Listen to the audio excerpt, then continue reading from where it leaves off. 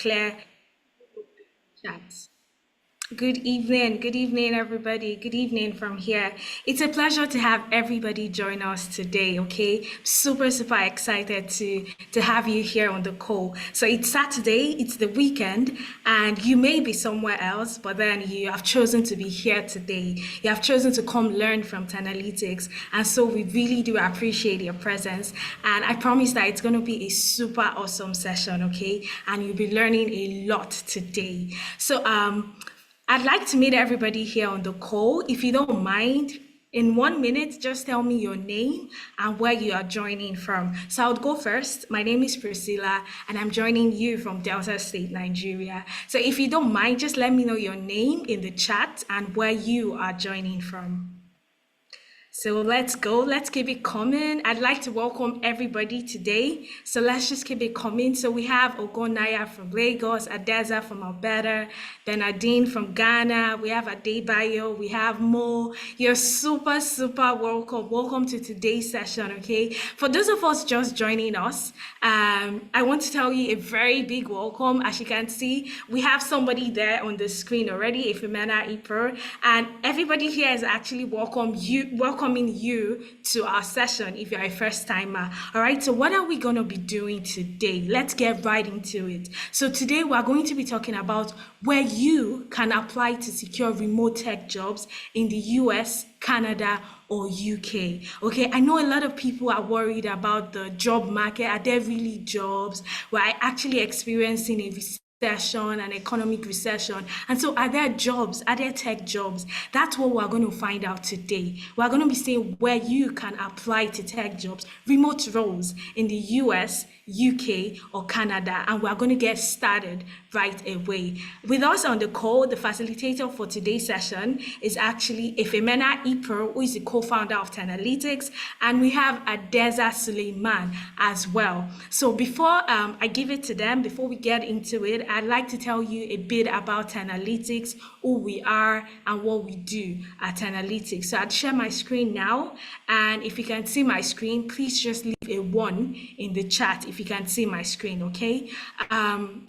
So like I mentioned, we will be talking about where to apply to secure remote tech jobs in the US, UK, or Canada. And this session is brought to you by Tanalytics. So who are we at Tanalytics and what do we do?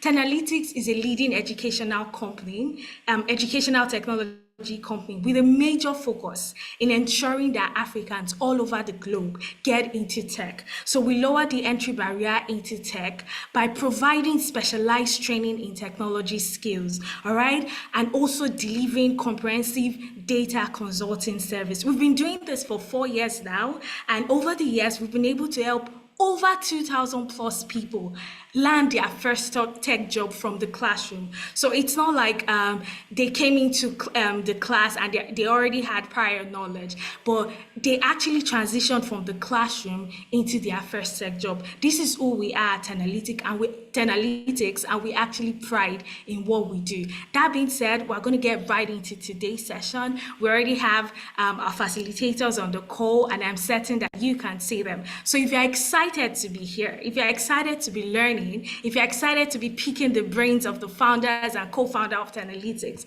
please leave a yes in the chat, because I'm really excited to be here, and I know I'm going to be learning a lot. So if you're excited, as I am, do leave a yes in the chat. Let's go. So we're going to get into it. Hello, Adeza. Good evening. Can you hear me?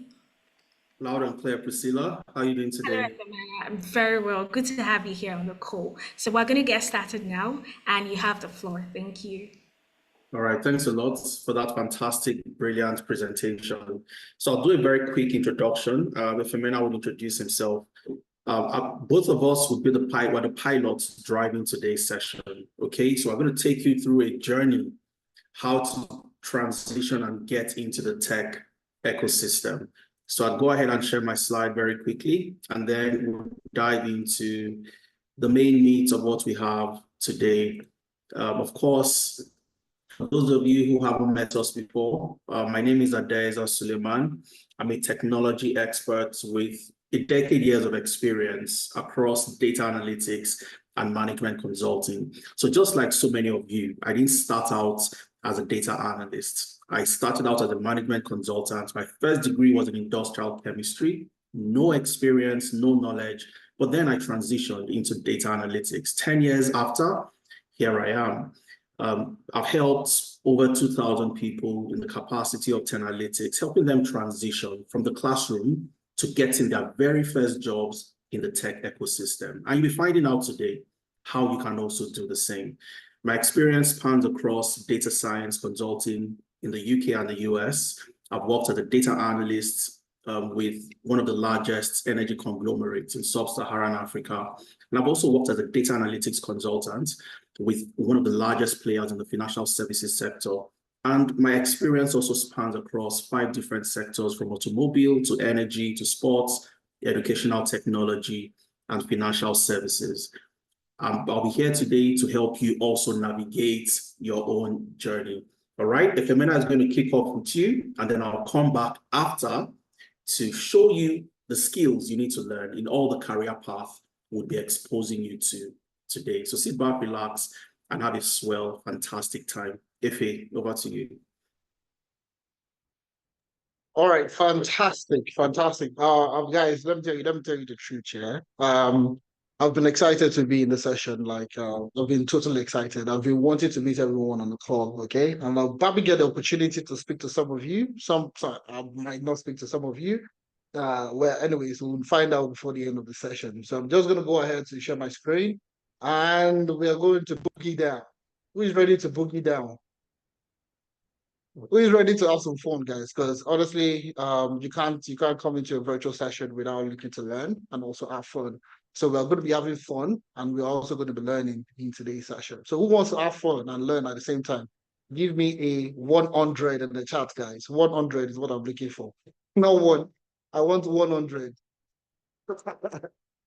All right. So drop a 100 in the chat if you want to learn and have fun at the same time. That's what we're going to be doing in today's session. Fantastic. I love the energy here, guys. Let's maintain this energy. Okay? This energy, let's maintain it, okay? And we even have Udobu in the house. Fantastic. I see some names in here. Fantastic names, fantastic people. Let's get started. Who is this Ifemena that is talking to you? Who am I? What gives me the privilege? What gives me the yardstick to speak to you today to talk about getting into the tech space, talking about remote jobs and so on and so forth? I'll do a bit of background. Adesa is giving you a fantastic background about himself. And that's exactly almost similar, or very, very similar, okay? That's my brother right there, okay? And we've been together for the last almost a decade now, working together, building together, and so on. So talking about my own personal experience, I'm coming from a non-technical background. So I have economics. I read economics in university. I studied in Ibadan, like Lee City University in Ibadan, okay? I did economics. After finishing my university, first job again, nothing technical, was in management consulting, nothing technical. All right. So it was when I was working as a management consultant, I decided to, transition into the tech space. And I'm pretty sure some of you on the call, customer service, banking, you're working in non-technical space, and you're looking at, okay, can I get a job? Can I transition into a new career in the tech space and get the job? Okay, that's like the puzzling thing. So I've been in that situation before, so I know where you're coming from. You might be confused. What career path should I go into? What should I do? X, Y, Z. So many questions popping up in your head, and it gets you confused. Don't worry. Relax. I would say what? Relax. Let us take the burden. Let's demystify everything that you need to know about getting started within the tech space. Okay, so exactly. From coming from a non-technical background, getting into the technical background, and in that period of time, I've worked across the data ecosystem. So I've worked as a data analyst, I've worked as a data scientist, I've worked as a data engineer, I've worked across all the aspects of the tech ecosystem. So my experience has been very, very interesting. I'll tell you that. Okay. So if you're looking to getting started, guys, you are in the right hands. People that will guide you and get you started in the tech space. Okay, without wasting too much time, without talking about, I'll be infusing myself, my experience, and what we do at Analytics, I'll be infusing it into the session. So you are never lost. Don't worry, I'll get you all the answers to all the questions that you have in today's session. Okay? So we're going to be doing 4 things. This session is going to be brief but very impactful. It's going to be brief, just the next 2 hours maximum. Okay, just take out your time. 2 hours is what we're going to be doing today. I'll handle the first hour. Adesa is going to call me to handle the next hour. Okay, what are we going to be discussing in today's session? Okay, these 2 hours, what are we going to be talking about? Number one, we're going to be talking about tech careers. Okay, tech career paths to help you land a remote job in the UK, in the US, or Canada, or literally anywhere in the world. Okay, I would have said written out all the countries in the world, but I can't do that. Okay, so I'm looking at the key areas in which our participants usually attend from. So you see, when the time Priscilla asks, drop where you're joining from, you say majority of the guys are from the UK, US, or Canada.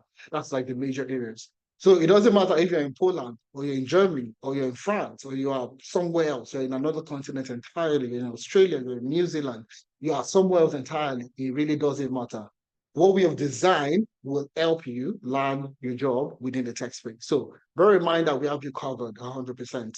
Now, the next thing we're going to talk about is the pathway to becoming a tech professional and securing a job. The key thing for you learning a tech skill, it's not just for the fun of it. You want to get better at what you do. You want to get a better job. You want to get a better pay. So these are the reasons why most people want to get into the tech space. Okay.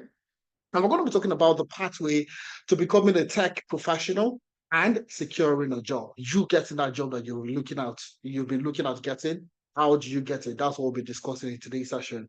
Now, the most impactful side of this training for our session today is the Tenalytics Growth Internship Program. Now, this is something that has helped a ton of people transition into the tech space, coming from no technical background, no prior experience.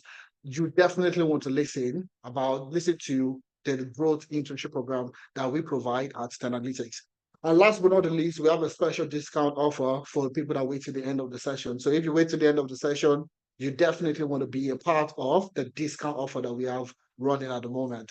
So these are the brief 4 things that we're going to be looking at in today's session. And I want you guys to get a pen and a piece of paper, okay?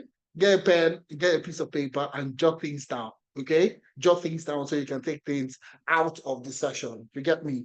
Get a pen, a jotter, and jot things down so you can take things out of the session. So these are the 4 things we're going to be talking about today. I may not have the privilege of answering questions during the session, okay? So that's why I'm asking you to get a pen and a jotter so you can jot down your questions. We're going to be having a time at the end of the session where we take questions and answers, okay? So moving on, getting started in tech, especially in this dynamic world that we live in, okay? So you'll see there's so many news out there, there's so many information out there, and sometimes too much information actually causes even more confusion. Like overload of information, all right, causes more confusion. So in that confusion, okay, a lot of people actually feel because there's so much to learn, there's so much to do, I cannot get a job in tech, or it is difficult for me to transition into the tech space. You see, that's where a lot of people are stuck. And that's why we're having this session to break it down into bite size for you to understand exactly how to take the next step. Now, what gives us the right to tell you that this is the best steps to take, or these are the steps to take? Okay, we must show you proof of work, show concepts, not be cho. Okay, not be by cho. Show workings, guys. Can you guys put it in the chat, guys? Show workings, not be by cho. Show workings. Let's see what you've done. If it meant for you to tell me I can get a job in tech space, it means that you've taught other people, you've mentored other people that have done the same thing, that have gotten into the tech space, correct? And this is something I like to tell most people. It always seems impossible until it is done. It always seems like that. It always looks difficult. It always looks so cumbersome, okay? Until somebody else goes ahead to do it. And now, the people that trusted us and started to join their own tech channel with us, they've done that and they've secured a job within the tech space, okay? Now, I'm going to be talking about people with no technical background, okay? People just like yourself currently, okay? And, let's start with the first person here. We have Abigail, okay? So Abigail had experience as a care worker. That's what she was doing in Canada, working as a care worker, okay? And she transitioned into the role of a business analyst after the training program. So if you're currently looking at getting into business analysis and you feel that you're not coming from a technical background, when I get a job. I mean, Abigail is a proof of concept to tell you that she was working as at this time last year, she was working as a care worker here in Canada. Okay. And she started the training program around August, September last year. And before the end of the year, she had gotten a job working as a business analyst with the government of Canada, government of Alberta. Okay. And now she does what she does. Okay. And she's working as a business analyst. Tony also, coming from a non-technical background, okay, she was a pharmacist back home in Nigeria, relocated to the UK. And guess what? Obviously, she didn't want to go back into the medical space and all that. Said, okay, do you know what? I want to go into the tech ecosystem. She went through the training program, data analytics, and now she works as a benefits analyst with the NHS in the UK. All right. You see the trajectory on which we're going now. Okay. People without no technical background, no prior experience, okay, and they're able to land their first job within the tech ecosystem. These are guys that have gone through analytics and they've seen the impact that we have done, okay? Benga also, like I said, Benga is based in Poland. Poland, okay, do you understand? A lot of people that are looking to relocate, Poland is not like the major destination for them. But Benga is currently in Poland. It was jobless for like 2 years upon starting the journey with analytics, went through the training program, and now after the training program, he actually got 4 offers. 4 offers, okay, from someone that was jobless for about 2 years or unemployed for 2 years, going through the training program, landed 4 offers, secured the one that he wanted, and currently works as a business data analyst in Poland. Okay. Now, Nathaniel also got a job as a data scientist in Barcelona. Okay, after having gone through the data science training program. Okay, so you see the trajectory in which we are going. Okay, these are Nigerians, these are Africans, literally based across the world. So when I talk about key areas, key countries, UK, US, and Canada, it doesn't limit you to those 3 countries. No, it doesn't. So you could be in Barcelona like Nathaniel, you could be in Poland like Benga, you could be in the UK, you could be in Canada, you could be in Norway, you could be anywhere across the world. This training program will guide you on the actionable steps to take to get your first job. And we also have Abdurrashid, based in Nigeria. So we have a lot of people in Nigeria looking to get remote jobs. Abdurrashid is based in Nigeria and was able to get a job as a data scientist with one of the top firms in the US, Chow 420, and currently works as a data scientist for a company in the US, while residing in Nigeria. You see, that's the impact we have made within the people that have gone through the training program. Okay, so these are just this is not all the people. Don't think these are just the 5 people that have gotten jobs from analytics. At the start of the session, Priscilla mentioned that 2,000 plus people, 2,000 plus people in the last 4 years, we have helped in transitioning into the tech space. I'll still share more with you. Adeza was also coming to share more with you. So, we have proof of concept. We have proof, okay? We have proof. We have workings that we would also, ride upon. But without wasting too much time, I would like to play just one video, one of the testimonials, so you can listen to them, okay? You can listen to them, hear from them that, okay, this is exactly what analytics did, okay? So I'm going to play that of, let me say, I'm going to play that of Tony, okay? I'm going to play Tony's video right now. Just give it a second. Hello everyone, my name is Joey and I recently got a job as a benefits analyst in the UK. I've come from a medical background as a pharmacist who is interested in, breaking into tech. My first encounter with analytics was on LinkedIn. I joined one of their masterclass, just one masterclass where a Femina spoke and... So Priscilla, can you hear the audio? Adeza, Priscilla, can you guys hear the audio? Yes, I can hear you. Yes. All right. Thank you. Hello everyone, my name is Joey and I recently got a job as a benefits analyst in the UK. I've come from a medical background as a pharmacist who is interested in, breaking into tech. My first encounter with analytics was on LinkedIn. I joined one of their masterclass, just one masterclass where a Femina spoke and it just took that masterclass to convince me. I joined in August and a month after I got a job. To be honest with you, every information skill that I was able to apply to get that job, I owe it to Tenalytics. Tenalytics did a great job and is still doing a great job. They groom you and nurture you from the cradle till you become confident.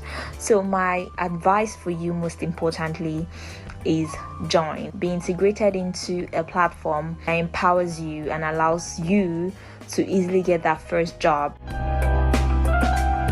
I think that's a very good testimonial, you would say. Okay, that's exactly what we've been able to do, helping people, Nigerians, Africans across the world, looking to transition into the tech space, providing them that background, knowledge, experience that they need in getting their first job. So that's what we're going to be discussing. I need to show you this, that whatever you're thinking about, whatever you have in your mind at the moment, thinking that, oh, I want to get a job in the tech space, I'm telling you now, it is possible. And I'm showing you now proof that these are people also that were in your shoes a couple of months ago and were able to get a job. I mean, Twin joined the training program August, and in September, she was able to secure a job.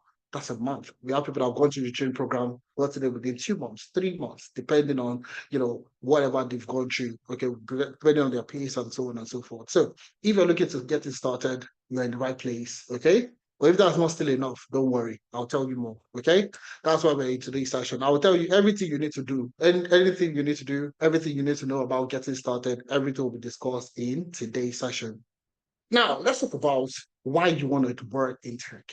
That's very important, okay? It's significant. It's very important for us to know why you want to work in tech.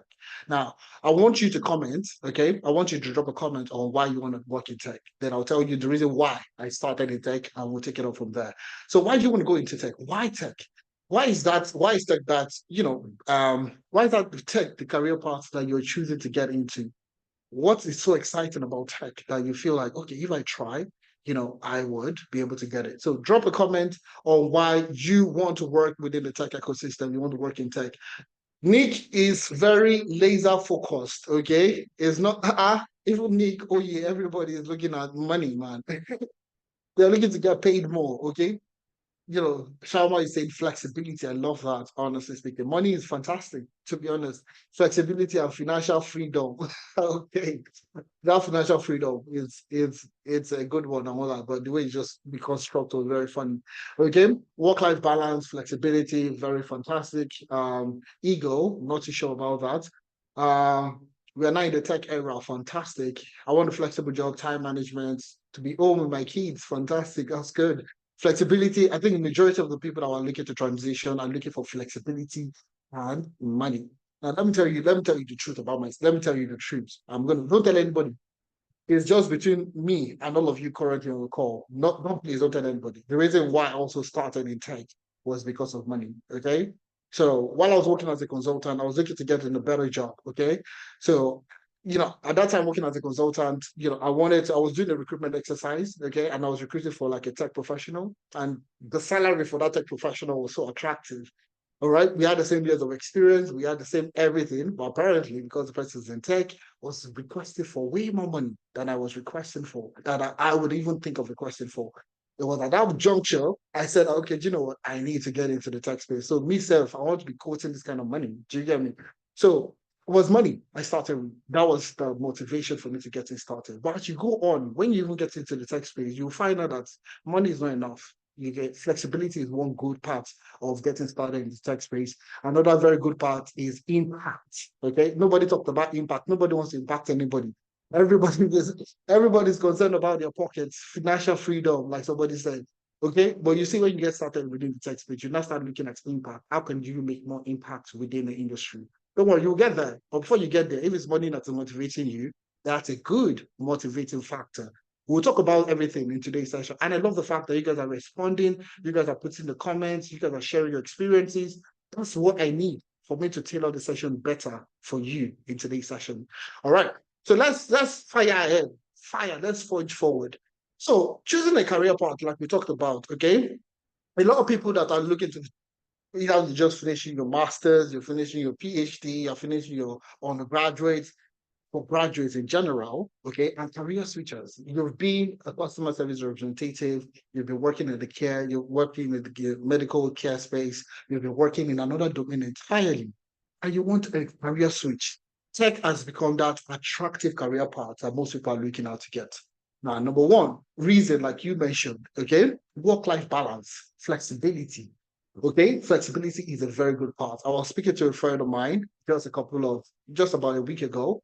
Okay, also went through analytics, got a job, currently works in the US. Okay, and we're talking and we're chatting up, and it was like, he has not been to the office in the last 2 months. In the last 2 months, he joined the program early this year, got a job, currently works as a data engineer with one of the companies in the US.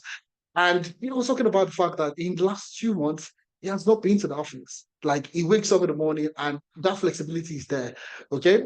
And it was he used to work he was working as an architect before, okay, then transitioned into the tech space because of flexibility and all the things that you guys talked about. Okay. And now he was so excited about the opportunity to I am working for my house. Like, I mean, I have a workstation in the house, and that's where I do my stuff. I can go watch a movie, come back, don't tell anybody, Sean. Okay. Or you can do all that while working. Okay. Now, the next thing is growing job opportunities.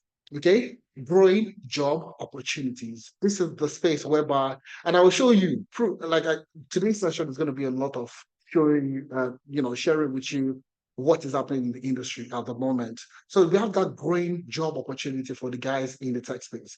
Well, it's not all careers in tech. That's one thing you need to understand.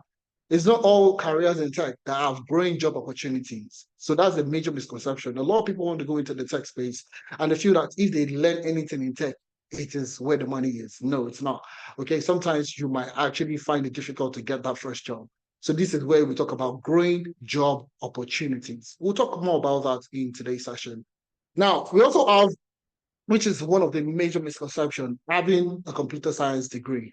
You actually don't need any computer science degree to get in your first job in the tech space. Okay, so no related degree, no related certification, no related anything is needed to get your first job. I'm going to explain everything in today's session. Also, fantastic salaries and benefits are some of the things that you guys have mentioned already. So I'm not going to dwell so much on that. And last but not the least, which is what I talked about, impact. Okay. So you see, as a tech professional in any organization you work in, you are the core center, you are the center of innovation and change. Okay. You are the center of innovation and change. And that's what really makes your work very impactful to any organization you work with. Okay. So these are the major reasons why most people transition into the tech space. So from flexibility to growing job opportunities to, not needing a career, not needing a degree to get started, fantastic salaries and impact, innovation, and change. Okay, so those are the things that we talked about already. So now let's get started, okay, without wasting too much time. Let's get started to talk about, before we go into remote opportunities, at least you know the kind of career you want to go into, correct? Before we start talking about remote jobs, where to apply for remote jobs, where to get remote jobs, and so on, at least you know the kind of career you want to go into, okay? So the first thing now, a lot of people I'm pretty sure you guys are saying, if you may not me, not help me, help me. What tech careers should I get into? I love all these things that you talked about. I mean, I want to get flexibility. I want to get work-life balance. I want to have more money. I want to have this. I want to have that. So which of these tech careers? You said there are some jobs that you get into in tech. There are no jobs. There are ones that you get into and there are growing job opportunities. So which one should I get started in? That's the key question. Okay, most people are having at the moment. What tech careers should I get into? Now, that's what we're going to talk about now. Now, before I go into this, okay, before I go into what we have on the screen at the moment, I need to do a little bit of, a backdrop, okay, a little bit of backdrop. So if you look at analytics, our logo, okay, when you look at, I'm not sure if you can see the logo very well. On our logo, there are two key words on our logo, data and strategy. Those are the two things on our logo.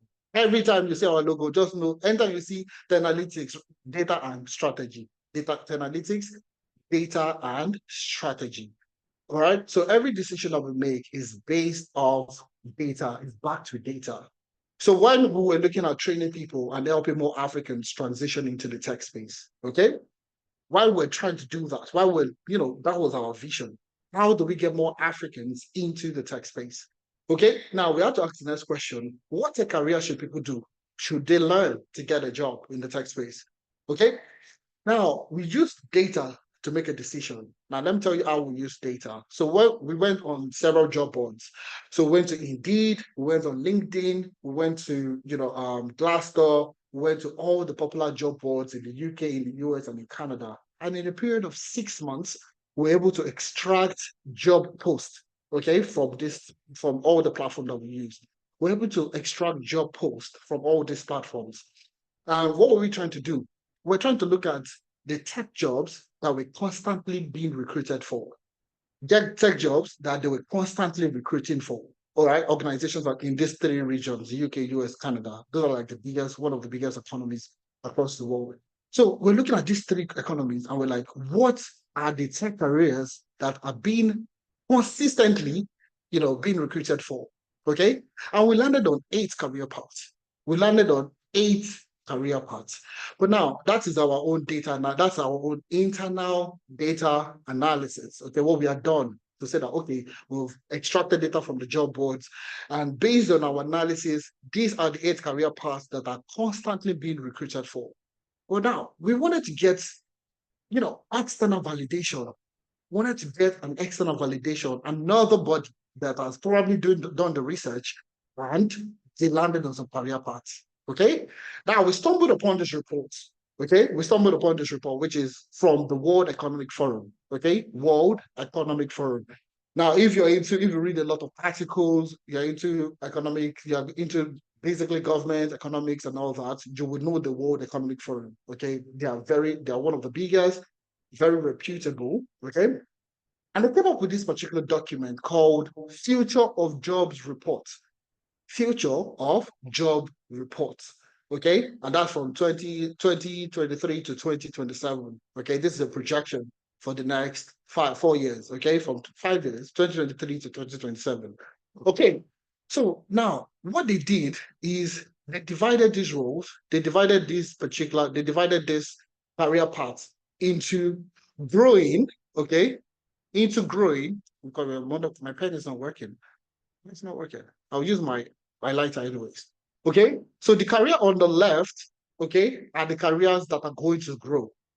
The careers on the left are the careers that are going to grow. Careers in general that are going to grow. And the careers on the right are the careers that are going to decline. Okay, so at this point in time, obviously we've done our own research and we needed an external body to validate the research that we've done. So on the left, like I said, careers that are going to grow. Okay, careers that are going to grow. So now let's take a look at some of the careers that we have there. Number 1 is AI and machine learning. Now you see that every application that you use currently has AI embedded in it. Okay, has AI. WhatsApp has AI. Instagram, AI. Microsoft, AI, everything has AI infused in there. Okay, so you see that this is going to be a trend. It's going to be consistent in the next couple of years. Now, the next one is business intelligence analyst. That's what we call data analytics. So a data analyst also can work in business intelligence. That's what it is. So business intelligence, another career that is going to grow. Okay, this is not analytics. It's not analytics report. Okay, this is the World Economic Forum. Okay, the next of it is information security analyst. That's under the domain of cyber security. Okay, you see 3 career paths. Interesting. We have AI and machine learning, which is data science. We have business intelligence analyst, which is data analytics. We have information security analyst, which is cyber security. There is more. Okay, there's more, and I'll show you. We have clearly written out data analyst and data scientist, clearly written out. Now, we have one of the most popular questions people ask is, Efimena, Adeza, Analytics, everybody's learning data analytics, everybody's learning data science. I feel it's going to be oversaturated. That's one of the biggest mistakes that you would ever make. I mean, this is the World Economic Forum that is telling you that these are the job roles continue to grow, all right, in the same industry. So if you have that misconception today, please erase it from your mindset. It's always going to be an upward movement for anybody that's a data analyst or a data scientist. All right. Now we have big data specialist, which is another role. All right. We have data engineers and we have database architect. These are three roles that the data engineer can work in. Okay, so a data engineer can work as a big data specialist. A data engineer can work as a data engineer. Okay, and the last one is database architect, which is also a part of the role of a data engineer. So you see the projection in which we are going at the moment. Now, the last one that we have there is process automation specialist. That falls into the domain of business analysis. Okay, that falls into the domain of business analysis. So now let's take it off from the top. AI and machine learning, data science. We have business intelligence, which is data analytics. We have clearly written out there data analysts and data scientists. Okay, we have big data specialists, which is the role of a data engineer, data engineers, database architect, and last one, which is process automation specialist, which falls into the domain of business analysis. Okay, now moving on to the next one, there are other career paths. We have project managers. Okay, project manager is the career path that will also continue to grow, or always continue to grow. Now, these are not just the regular project managers. Okay, these are project managers that know how to leverage the Scrum methodology. So you see majority of the roles in project management that are coming out now are projects that are infused, okay, project management roles that are infused with Scrum Master. You must be a Scrum Master. You must have leveraged Scrum in your previous projects and so on and so forth. So it's not just project managers that are using Scrum. Like I said, we have done our analysis. So we know we are not speaking from from the place of, oh, we are guessing. This is coming from data, backed with data. Do you understand? Now, moving on to the next one, financial analyst. Financial analyst, literally written there. So if you're in the finance domain and you're looking to get into the tech space, you're in the right place. We'll talk more about that in today's session. We have supply chain and logistics analyst. Now, this is not just domain knowledge. This is like people that know how to use data analytics within supply chain and logistics. So you see a lot of roles now that have supply chain analyst, logistics analyst. So these are data analysts that know how to use data analytics to solve logistics and supply chain problems. So you see, these are career paths that will continue to grow. So if you start today, guys, 2024, if you start today, this career path will continue to grow at least till 2027, okay? And that's how it's going to continue to grow until the future, okay? That's what we're talking about. And that's exactly what I need to tell you today, okay? You don't need to start a career path that you're going to struggle to get a job. You want to get yourself into a career path that is destined to continue to grow, even in the future, okay? Now, that's exactly what I need you to understand. So, I mean, are you guys enjoying yourself? I want to believe you guys are enjoying yourself, and I'm showing you some things that you've never seen before. If you're enjoying yourself, put a 1 in the chat. Let's see. If you're enjoying yourself, put a 1 in the chat. Let's see. If you're enjoying yourself. I like this. I love this. This energy is, I need more energy, guys. More energy, more footwork, more energy. All right, fantastic. I love that. So I've shown you the career paths that are going to continue to grow. Tech career paths, not just generic career paths. Tech career paths that will continue to grow. Okay? That's exactly what I've shown you. Now, the next thing is, okay, now all of you are coming down small. If you meant that, okay, which of these careers will get me a job quickly? Okay, that's the next question most people would ask. If you meant that, now that you've told us the career paths that we can do, okay, that will continue to grow, which of these one will get me job quickly? Help me, okay? Which of them, okay, will get me a job quickly? Now, there are 3 things that we also considered, okay? There were 3 things that we also considered when selecting a career path. 3 things that we considered. Now, what are these 3 things? I'm sure you guys will be wondering. Very simple 3 things, okay? Bear in mind, I always will take you back to our vision, which is helping more Africans get into the tech space. That's our vision. It's as simple as that. Getting more Africans. We are laser focused on more Africans into the tech space. Now, 3 things that we consider to help more Africans. Number 1, ease of learning. Ease of learning. So regardless of your age, regardless of your background, regardless of wherever you're coming from, you can learn it. That's number 1. That's the first thing. Ease of learning is the first thing we're looking at. You need to be able to learn it quickly and also get a job, turnaround time, fast, sharp, sharp, you know. Number two, ease of transition. So you can learn and easily get opportunity. Fast, learn easily, get transition easily, fast. Number one to number two, and you're done. Do you understand? Now, the ease of transition, it falls into the growing opportunity. Okay, so you need to go online. If you go online today and you search for that particular opportunity, you will see about 500, 300 job opportunities that you can apply to. Okay, so there are growing demand for that particular role. So you can easily latch into that growing demand and get your own opportunity as quick and as soon as possible. All right. Number three, high and rewarding salary. I mean, that's majority of the people that are looking to get it started. It's not being selfish. It's not a wrong motivation. If the salary you're looking to get more, it's fantastic. That's one of the criteria that we looked at. Okay, because majority of the, like I said, when I started, it was money I was looking for. So I want to believe you too, when you're starting, even if it's not like a major one for you, if flexibility is a major one for you, fantastic. It's also part of the budget. It's also part of everything that we're talking about. So ease of learning is the first one. Number two is ease of transitioning and high and rewarding salary. I'm pretty sure this will cover majority of the things that you're looking to get started in. Okay. So when we combine these three things together, we landed on 8 career paths. Okay. When we looked at these three criteria, broad criteria, ease of learning, ease of transitioning, and higher rewarding salaries, we landed on 8 career paths that would help you land a job quickly within the tech space. 8 career paths. And I'm going to tell you the 8, okay? Number one, business analysis. Growing demand, ease of learning, guaranteed. Growing demand, 100%. Higher rewarding salaries, 100%. Okay?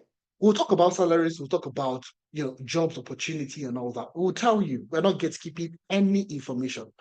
So you can see it 100%, you'll see it with your own eyes. You can do the research yourself, you'll see it for yourself that these job posts are growing in demand.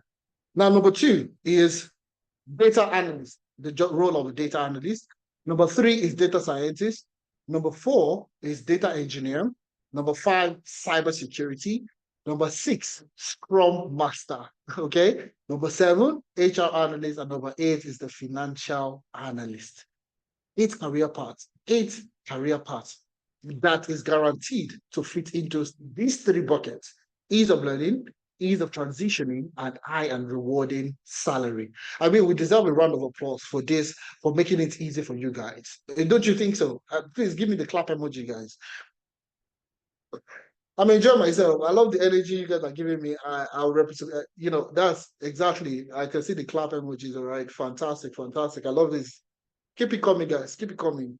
I need more claps. I dwell on clapping, okay? My soul gets filled up when people clap for me, okay? I'm joking, don't worry, okay? Thank you very much, guys. Thanks. All right. So you see, these are the 3 things that we considered. Okay, so for people that are looking to get into the tech space, ease of learning. I mean, I should not be on my system 10 hours in a day trying to break my head, trying to learn a skill, okay, that might or might not get me a job. Okay, now, number 1 is ease of learning. Number 2, ease of transition. All right, then number 3, higher rewarding salary. Now, have that on the back of your mind through this conversation. Don't worry, I would always come back to revisit it, don't worry. Okay, now you know the career paths that are going to grow. I've told you without paying me anything. I told you 100%.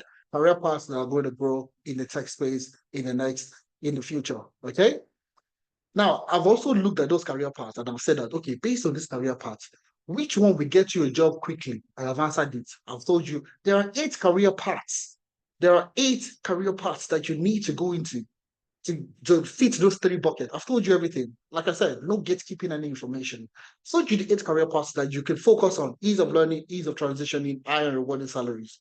Now, I'm very sure you guys are excited that, okay, yes, I know I am in the right place. Okay, I'm in the right place. So you're now saying that, if a man, you must tell me where to get this remote job. Oh, I need remote jobs. That's what I'm looking for. That's literally what we are discussing. And you can see how we have transitioned, how we have I've taken you on a journey. Before, you don't know what career paths you should do. Before, you don't know what growing demand, what growing jobs are there in the future. Okay, you don't know all those things. But you see, before you start looking for tech job that will get you remote jobs. Okay, it's not all tech jobs that guarantees remote jobs. It's not all. Okay, so now that's the reason why I took you on that journey to land to where we are at the moment. If a man, you must tell me where to get remote job. If not, you see the cutlass when you the old. Why are you bringing cutlass to our class? I mean, okay, I'll tell you for free. Don't worry, I'll tell you. You don't need to drop the cutlass, please. Okay. Okay. Where do we get these remote jobs? Okay, very simple. These are my personal. Don't, like I said, this session is just between all of us on the call. Don't go and bring external person. Okay, don't go and tell anybody external. Okay, please, you can tell people external so that we can get more Africans interested. Don't you think so? All right, you can tell other people. Don't worry, tell other people. I'll give it to you. Don't worry. So these are my personal favorite job sites to go to get remote jobs. You see, there's a lot of misconception out there. And that misconception visually trickles down, especially if you're on social media, okay? And you're just scrolling through social media and you see a lot of people coming out to say that, oh, there are no jobs, oh, there are no this, oh, there are no that, and all that. And most times, those things, even though subconsciously you might not listen to them to believe them, but if one person says it, the second person says it, the third person says it, repetition becomes a pattern, okay? And that repetition continues to breathe in your head. And that's how you start to say that also there are no jobs, there are no remote jobs, and so on and so forth. Okay? Now, let's talk about remote jobs. Are there remote jobs? Let's take a look at the career paths that we said they are growing in demand. Okay, if you said these 8 career paths are growing in demand, so I might get remote jobs, 100%. And we're going to be looking at these job sites. Okay, we're going to be looking at these job sites, and we'll be talking about how you can use this job site to apply for remote jobs. Okay, now this is the practical side, a little bit of practical side of it. Okay, so this is where I'm going to show you. Number one is LinkedIn. LinkedIn is not just to share your certificates, okay? LinkedIn is not just to go and look at people, what your friends from primary school, what job are they in at the moment. It's not just for snooping. It's not just for keeping up to date with people's career. No. LinkedIn is a powerful resource. My majority of the remote jobs that I personally have worked in come from LinkedIn. They come from LinkedIn. And we use a lot of LinkedIn within Tenalytics. And that's me sharing some of our secrets to you guys, okay? So LinkedIn is a fantastic resource, and I'm going to share that with you. So how do you use LinkedIn? Now, that's the practical side of it. How do you use LinkedIn to search for remote jobs? I'll tell you. All you need to do is go on LinkedIn, okay? Go on LinkedIn, go on LinkedIn, and oh, see, Adeza, you're popping up on my screen. So you guys follow us on LinkedIn also. That's a good one. That's a bonus. Okay. So all you need to do is go the jobs where you have the job icon there. And you see, LinkedIn also have seen that a lot of people are looking for remote jobs. They've made it easy for you. So you see the first button that you see there. Okay. You see explore with job collection. Explore with job collection. Okay. And the first one you see there is remote. Can somebody say remote? Can you put remote in the chat? Let me see. Let me see the people that are following me. So I know how to guide you guys properly. Type in remote if you're with me currently. Remote. Fantastic. Beautiful. So fantastic. So they've seen that a lot. One of the major reasons why people are looking for currently is remote jobs. Okay. Now, all you need to do is click on it. It's as simple as that. It's click.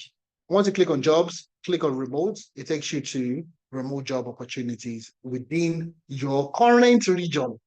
Okay, within your current region. So currently I'm based in Canada. That's why you see majority of the job opportunities there are in Canada. But what's the first job that is there, guys? What's the first remote job that is there for the guys in Canada?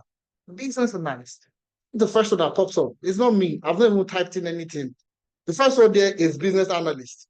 The second one is senior business analyst. The third one is business analysis, data analytics. Okay. The next one is what? Senior project manager. The next one, this is just me. I've not even searched for anything. Literally, currently, I've not done anything. I just click on remote. You can see the jobs that are currently in demand. Okay, security researcher. Okay, these are just random jobs. I've not searched for anything at the moment. Okay, so now for guys that are looking to get a remote job, this is also between me and G. Okay, and just the people on the call, guys. If you're looking for a remote job, the number one country you need to search for, the number one place I would say that has a higher demand is the US. Okay, it's the US. US is the major place that you get a lot of options for guys looking for remote jobs. Okay, now let's take a look at it. Okay, let's look at the United States. Just come to the search, the location search, and I will put a United States of America, United States of, all right. Now, based on what we have here, we have 8 career paths. I cannot type all 8 of them. Okay, so I'll just search for a few of them. Okay, a few of them, and then you can make a decision based on any of the career paths that you're looking to get into. All right. So now with this location, I've changed it from my current location to the United States. Okay. All I need to put here now is the job opportunity I am interested in.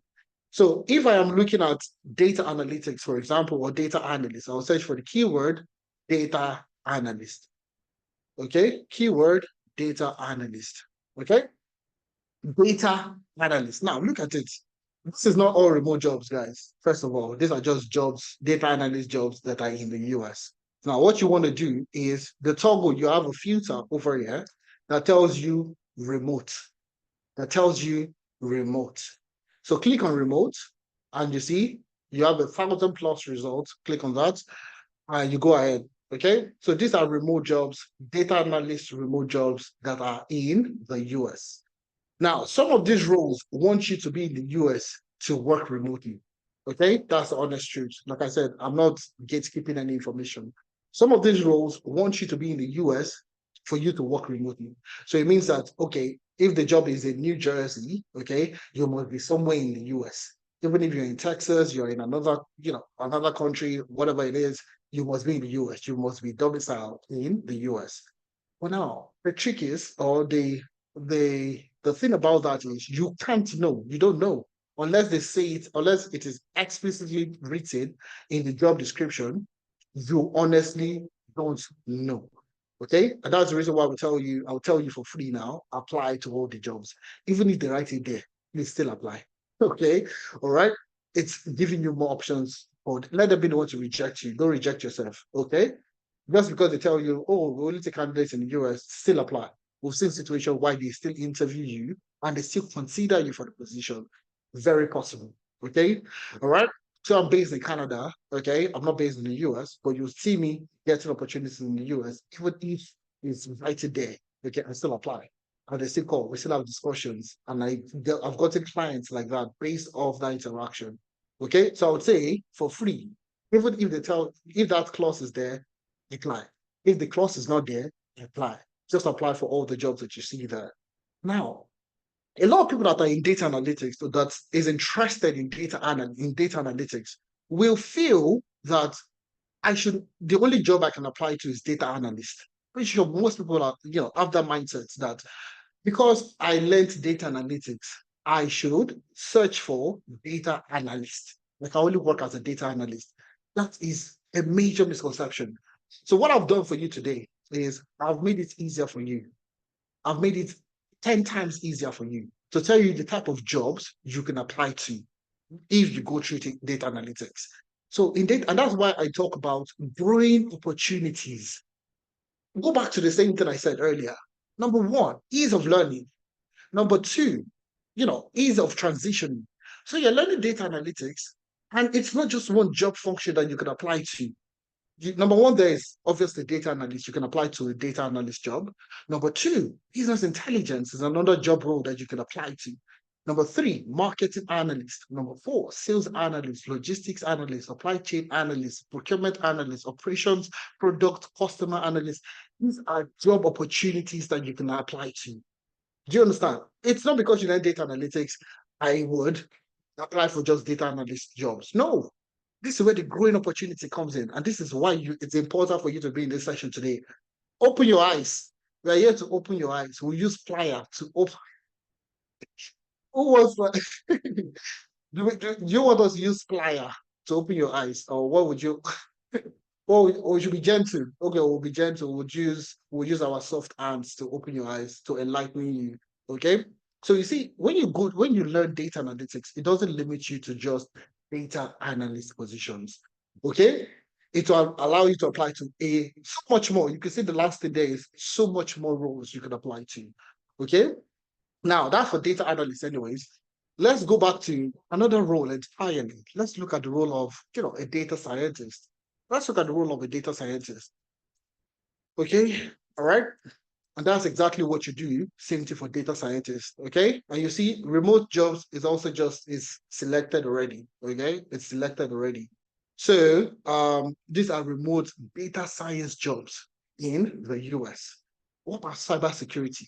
Can I get a job as a cybersecurity analyst? Fantastic. Let's take a look at cybersecurity. Cybersecurity. Sorry, is it security or security? Which one is it, guys? I want you guys to correct me. I'm not sure. I'm a Nigerian, so is it security or security? Which one? I love you guys. You guys are awesome. Okay, security. Okay. Cyber security. Okay. So let's search for cyber security roles. Okay. Okay. Let's see. Are there remote jobs in cyber security? Okay. And now these are remote jobs also for the guys in cyber security. Okay. Now that's exactly, you see, this is another set of jobs for guys in cyber security. Now, does it mean that I can only use United States as the country? No, it's not only United States. So if you finish for applying for jobs in the United States, where will you enter next? Canada. I finished from United States. I've applied for some jobs in the United States. Let me try Canada. Okay, it's the same thing. Apply for jobs in Canada. Okay, all right. You apply for jobs in Canada. You move from Canada. You say that okay, from Canada, let me move to United Kingdom. Okay, remote jobs in the United Kingdom. Same thing in the United Kingdom. So you see, one search, I've used it in different countries. Okay, different countries. It doesn't mean that you can only apply for UK, US, and Canada. No, you could also go to the likes of Netherlands, Australia, just change the country location to those locations and use the filter I provided for you. Just click on remote jobs, and that's it. Search for the keywords. Now, it's not just cybersecurity. Like I said, there are other jobs that you can apply to within cybersecurity. So take, for example, for the guys in cybersecurity, you can apply for cybersecurity jobs, SOC analyst, okay, information security analyst, network security analyst, incident response analyst, penetration tester, security architect, cyber threat analyst, vulnerability analyst, security compliance analyst. So this is where I'm telling you again, growing opportunities and ease of transitioning. Okay, you're learning the skill that there are multiple roles you can apply to. Okay, multiple roles that you can apply to. You're not just limited to just one type of role or two or three. You have multiple other roles that you can apply to. Now, this is coming from our experience. Like I said, we've done the research, we've done the hard work. Okay, so we are making decisions based on data. Okay, now that's for LinkedIn, anyways. That's for LinkedIn. Okay, so I'm going to show you other ones, but all the logos are there. Glassdoor is another fantastic place for you to get remote jobs. Glassdoor. Okay, Glassdoor. So I'm going to search for Glassdoor. I'm not going to take more time. I'm just going to take the next 10 minutes maximum, and then Adeza is going to come in. Okay, so for this, okay, see the first search that I even have there is Scrum Master. So this is the Scrum Master role. Okay, this is Scrum Master in the United States. Scrum Master. The search is just click on jobs. Click on jobs. You'll get the search bar. Type in the career path that you're interested in, which is Scrum. I have Scrum Master for the guys interested in Scrum Master. Okay, in the United States. All right. Now I'm going to click on remote only. Remote only. That's what I'm going to do. Okay. And now that's exactly when you now start to look at remote Scrum Master roles in the US that are remote, just remote jobs only. it doesn't limit you to just the United States. You can move from there to the United Kingdom, which is the UK, all right, and do the same thing. Click on remote only, and you get roles inside in Scrum Master that are basically these are roles, remote only roles for Scrum Master. And that's the same thing you can use for financial analyst, okay? Financial analyst. Now, Scrum Master, can I only apply for Scrum Master jobs? Okay, let me show you again the type of jobs you can apply to as a Scrum Master. Okay, so for Scrum Master, you can apply as a Scrum Master. You can apply to jobs in Agile Coach, Agile Project Manager. You see where I'm coming from now? What I talked about my project manager and how majority of the project manager roles you find now are Scrum infused. Okay, Technical Scrum Master, Scrum Team Facilitator, Agile Delivery Manager, Scrum Master Consultant, Project Scrum Master, Agile Program Manager, and Lean Agile Coach. Okay, so these are job opportunity that you can latch into within the Scrum Master. Financial analytics that we're talking about at the moment, you can apply for some roles in data analytics. Okay, so some of the roles that you have here, you can also do it if you go through the financial analytics training program. So you could also apply for financial analyst role, investment analyst, commercial analyst, credit analyst, treasury analyst, and so on, financial planning, pricing analyst, portfolio analyst, and so on. Okay, so let's look at the role of a financial analyst. Okay, financial analyst. Okay, financial analyst in the United Kingdom. Okay, now we're only looking for remote roles. I'm going to click on remote roles, and these are remote roles in the United Kingdom for financial analysts. And that's what you could do. So, and the good thing, the most interesting part of it is the roles that you find on LinkedIn are not the roles that you find on Glassdoor. Okay? The roles you find on LinkedIn, not the ones you find on Glassdoor. They're not the same thing. Two distinct platforms sharing unique job opportunities. Okay. Now we finish from Glassdoor. Where do you go to? You go to Built-in. I want to show you another one. Built-in. Okay. Built-in. I love that platform. Okay. And I'll show you why I love the platform very soon. Okay. So I'm going to search for Built-in. Built-in. Okay. Built-in.com. Okay. And you have it here. Latest tech jobs personalized for how many people? For only you, for you, personalized for you. We don't have any partnership with these people. All right, these are just platforms that I and my team and Analytics have used in the past to help people land remote jobs. Okay, so Built-in, this is where you get the latest tech job personalized for you. So also searching the keyword. Let's look for as an HR professional. Can I work remotely?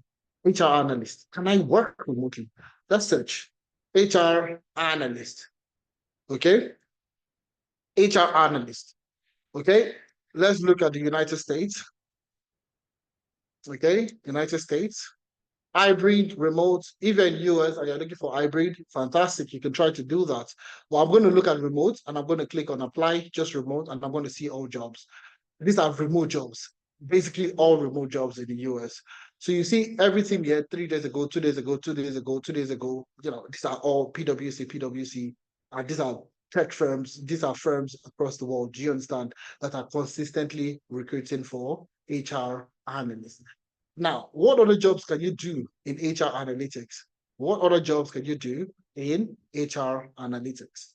So you see, I've provided this list for you. I might not be able to go through all the career parts, but HR analyst, some of the jobs in data analyst, okay, data analytics, HR analyst, you can apply for job in people analyst, HRIS analyst, like you saw on the list already, workforce planning analyst, talent analytics specialist, compensation analyst, benefit and reward analyst. So if you remember, Tony, when we were talking about Tony that got a job as a benefit analyst, one of the participants that went through analytics and got a job. So you see, she currently works as a benefit analyst. So that's exactly what we're talking about. Talent analyst and so on and so forth. So many other roles you can apply to. Okay.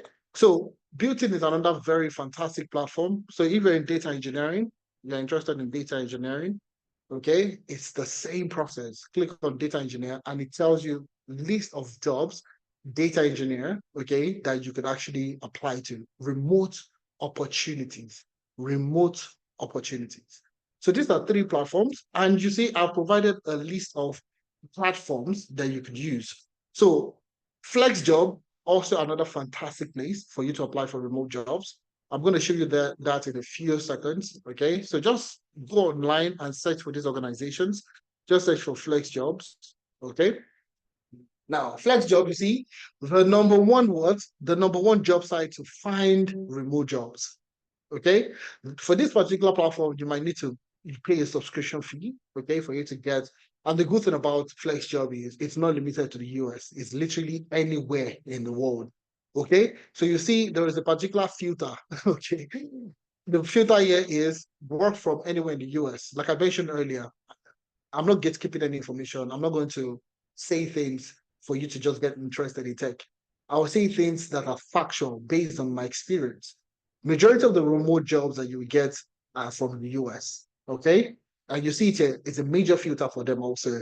Work from anywhere in the US. That's the first one. Then you see work from anywhere in the world. I mean, if you're in Abule, you will still be able to get a remote job as long as you have the internet anyways. If you're in Abule, Uwanleru, you would also be able to get a job. Do you understand? So work from anywhere in the world. So with FlexJob, you might actually need a subscription fee, okay? You might actually need a subscription fee, but you are 100% fine, okay? You would get opportunities that suit your demand. So you see, that's all the platform. That's not all. Indeed, it's another fantastic place. Job Espresso is another fantastic place. We have Skip the Drive. Do you know the meaning of skip? Do you know what they call it? Skip the Drive. So you see, those people that go to work 7 o'clock, 6 o'clock in the morning, what do? They drive to work, they commute to work. So these people said, okay, in order for let's build a platform that will be named Skip the Drive. So Skip that's commuting to work every day. So you can search for them. Their name is Skip the Drive. That's the name of the platform. Also another very Skip the Drive. All right, very fantastic platform for you to get remote opportunities within the tech space. All right. And you'll see there, for analysts to consultants to so on and so forth. All right. Very fantastic place for you to also get remote opportunities. Okay. So we also have Wellfound. We have Upwork, remote.co, Working Nomads. Okay. Remote, okay, and Europe remotely. For the guys looking for jobs in Europe, okay, to work anywhere in Europe, Norway, Germany, France, so on and so forth, across Europe. Europe remotely is another fantastic place to get into.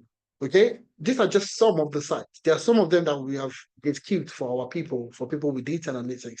These are the ones that you can easily have access to. There are some of the platforms that we use, okay, to help our people. But these are the main ones that I'll tell you for free. This is where you can actually go and get remote opportunities. Now, what I've made easier for you is to tell you that learning a tech skill like data science, for example, you can apply for a good number of roles. Okay, so you learn data science doesn't mean that you're only looking for a job as a data scientist. No. Take, for example, I have worked as a demand planner. I've worked in demand planning. That's number 5 that you see here. Now, for demand planning, majority of the time, you are doing a lot of forecasting. Okay, you're doing a lot of forecasting, you're doing a lot of predictions. So that's exactly where your data science comes in. Okay, so you see, for data science, you can apply for all the roles in data analytics. You can apply for data science roles. You can apply for machine learning engineer roles. You can apply for forecasting analyst, demand planning, big data analyst, quantitative analyst, NLP developer, computer vision engineer, so on and so forth.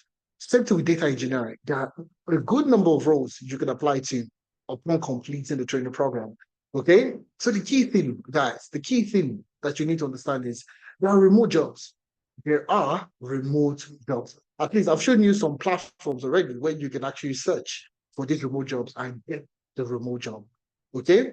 Now, the next question I'm pretty sure most people will be asking is, for business analysis, it's the same thing. Okay? What roles can you apply for if you learn business analysis? Can not only work as a business analyst okay? So as a business analyst, you can work as a business analyst, obviously, business data analyst, process analyst, business systems analyst, functional analyst, requirement analyst, business process improvement analyst, change management analyst, operations analyst, and so much more. There are other roles you can do. So when you're limiting yourself to just business and that's exactly goes back to the same thing I said. Growing opportunities in the tech space. So, I mean, if you're enjoying yourself, guys, I want you to give me a 5 in the chat. Let me see. Not a 1, a 5. Let me see the people that are following me. So, if you're following me, guys, drop a 5 in the chat. So, guys, it's not just about learning a tech skill. It's not just learning any tech skill. They tell you, oh, a friend of mine got a job in this domain and you are jumping into that domain. No, that's not the case. No, you need to know exactly what is going to grow exactly for you. Now, this is where I will tap out and I'll tap Adeza in. So now you guys are happy that, let's go. Let's go. Hey, I know the jobs, I mean, from the past hour, you know the tech skills that you can learn. All right. You know the ones that are going to grow. Okay. You know the ones that will get you a job quickly. You've seen the sites that you can actually use to apply for remote jobs. Okay. All for free. Now, Adeza is coming in and you're excited. Adeza, come and tell me more. Adeza, come and tell me more. Do you understand? So, guys, Adeza, I'm going to hand you over to the founder of Tenalytics. Okay. All right. So I'm going to tap out, and Adeza coming to come and do a fantastic job to tell you exactly what you need to know more. And see, how many of us are dancing at the moment? How many of us are dancing? If you're dancing, put a yes in the chat. Let me see the guys that are dancing. So Adeza, why people are typing yes, why people are dancing, okay? I'm going to hand over to you. Fantastic, brilliant work, Ife. So I'm sure you guys have had an amazing time, all right? Ifemena has taken you through a journey, and the journey is, where do you start? Where are the jobs? How do you find those jobs? How do you apply to those jobs? Okay, and the most important part, I want to highlight this a little bit more, is if I've learned as a data analyst or as a financial analyst, do I just apply as a data analyst or as a financial analyst? So you have a breakdown of so many roles you can apply to. And this goes back to the question a gentleman asked in the chat that, what do you think about SAP cybersecurity? You don't want to box yourself into a corner. You always want to find yourself in a position where you can apply to so many jobs, given the career path you have decided to go for. So I'll be walking you through, as a business analyst, as a data analyst, what do you need to learn? You know where to apply to jobs. You know how to apply. Indeed, LinkedIn, Glassdoor, Built-in, and so on and so forth. But what do I need to learn? What would get me to become a data analyst, a business analyst, and how have we done this for other people? Okay, so I'm going to take you through another journey for the next about 1 hour. We'll have an amazing time together, and I'll walk you through step by step each career path, what you need to learn, and how you need to start. Okay, so I'm just going to go ahead and share my screen, and then we'll start our journey into how to get into any of the career paths you've selected. Or before we even start, okay, let me find out from you, which career path are you interested in? Ifemena walked us through 8 different career paths: data analytics, data science, data engineering, financial analytics, HR analytics, cybersecurity, Scrum, and I think data engineering, okay? So 8 career paths, type into the chat and let's see which of the career path are you interested in. Okay, Femi says BA, DA from Oye, Scrum, Kelvin, fantastic, brilliant. Clifford says data analyst, data scientist, data analyst, cybersecurity, Scrum, absolutely phenomenal. All right, now what does it take for you to become a business analyst? So as a business analyst, what do you do? What are your responsibilities? Okay, let's start with the business analyst role. And I want you to remember this every single time you hear the word business analyst. A business analyst is a bridge. A business analyst is what? A bridge. You have the organization, and then you have the technology team. Let's call it tech. The business analyst is in between the organization and the technology team. And what do they do? Every organization wants to grow. Every organization wants to make more money, reduce their costs, become more efficient. So as a business analyst, you get into that organization and you interact with the stakeholders. You interact with the stakeholders to understand their pain points, where they have issues, and then you come up with solutions to those problems. And I'll give you a very good practical example. You work in the healthcare sector, right? And one of the major problems that particular hospital faces at the moment is patients are complaining. So you have patients in this particular hospital, and the patients are complaining because they have to wait very long time to get their patient records.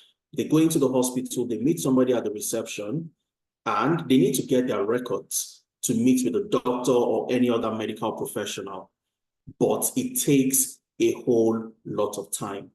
So the patients are complaining that it takes too long when they get into the hospital. And this is a problem.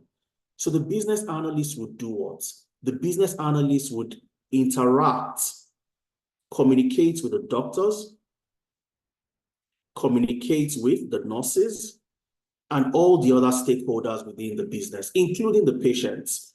So the business analyst would meet with all the different stakeholders, have sessions with them, get feedback, and gather requirements. So why are we having these issues? What are the problems? And look for ways to solve those problems. Now, once the business analyst has interfaced with the organization to gather requirements, know where the issues are, and find out that, look, all we need to have is something called a patient record system. We need to have a patient record system whereby anybody who comes into the hospital have their records in an automated system. So all they need is an ID. Once that ID is entered into the system, all their medical history comes up. How do we implement this system? Patients are complaining, they are waiting too long. The business analyst speaks with the business, speaks with the stakeholders, get feedback, understand the problem, and comes up with a solution. The solution is to implement a patient record system that records all the patient's data. So when patients comes in the next month, anytime, they can enter their ID, it shows all the medical history, and things move on very fast. Now, in implementing this patient record system, it becomes the responsibility of the business analyst to manage the project to execution.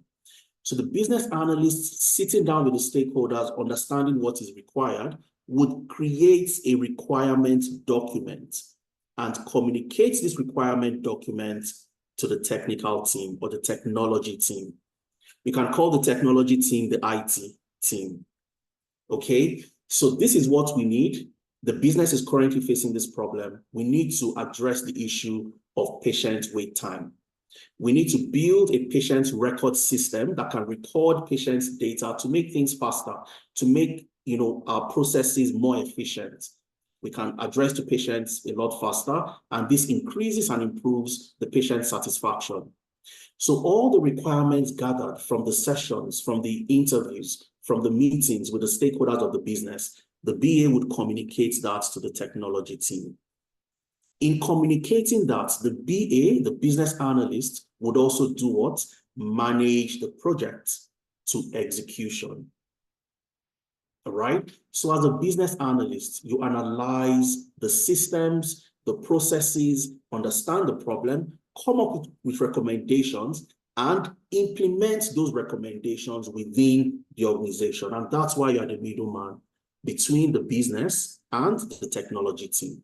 Now, for you to do this, you need certain sets of skills. And a business analyst can work in any sector. You can work in the healthcare sector, in the retail sector, focused on doing what? Improving the processes, improving the systems to make the business more efficient so that they can generate more revenue and reduce their losses.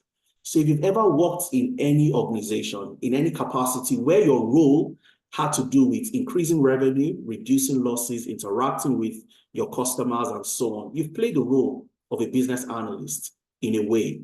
What do you need to get a job as a business analyst? Number one, is you need to have a flavor of data analytics skills.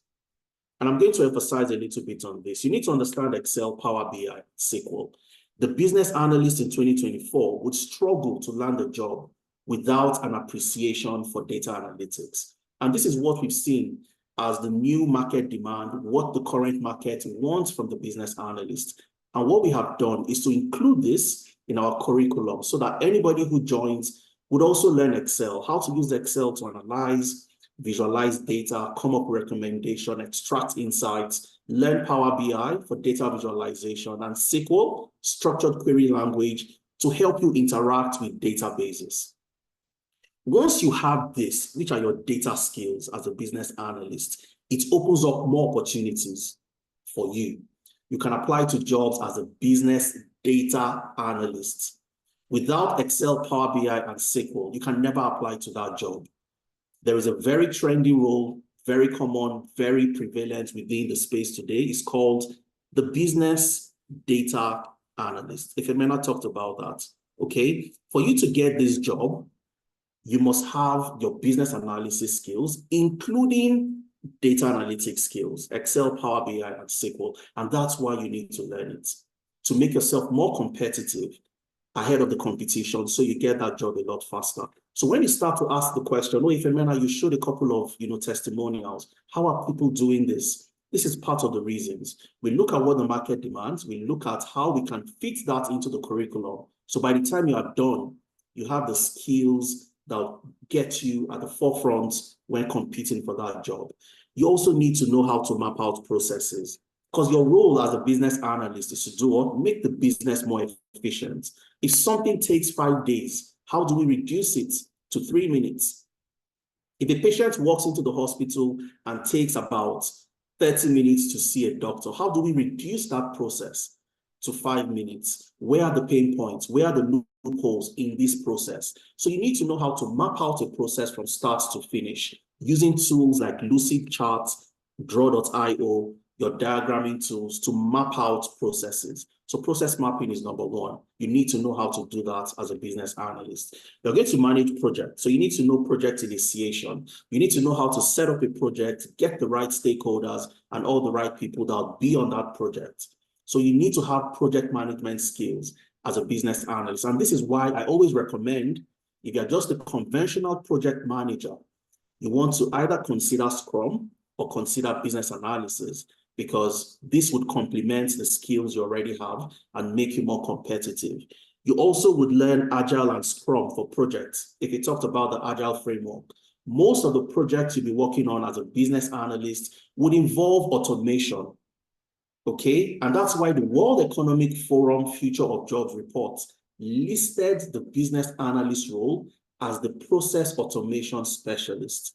You're automating processes to make the company more efficient. So most of the projects you work on are tech related. You're building a software, building an application, and that's why you need to understand the Agile framework and Scrum for projects. And of course, you also need to know the software development lifecycle to manage project that involves developing a software, an application, and so on and so forth. How is the application, designed? How is it planned? How is it designed? How is it built? How is it tested? How is it deployed?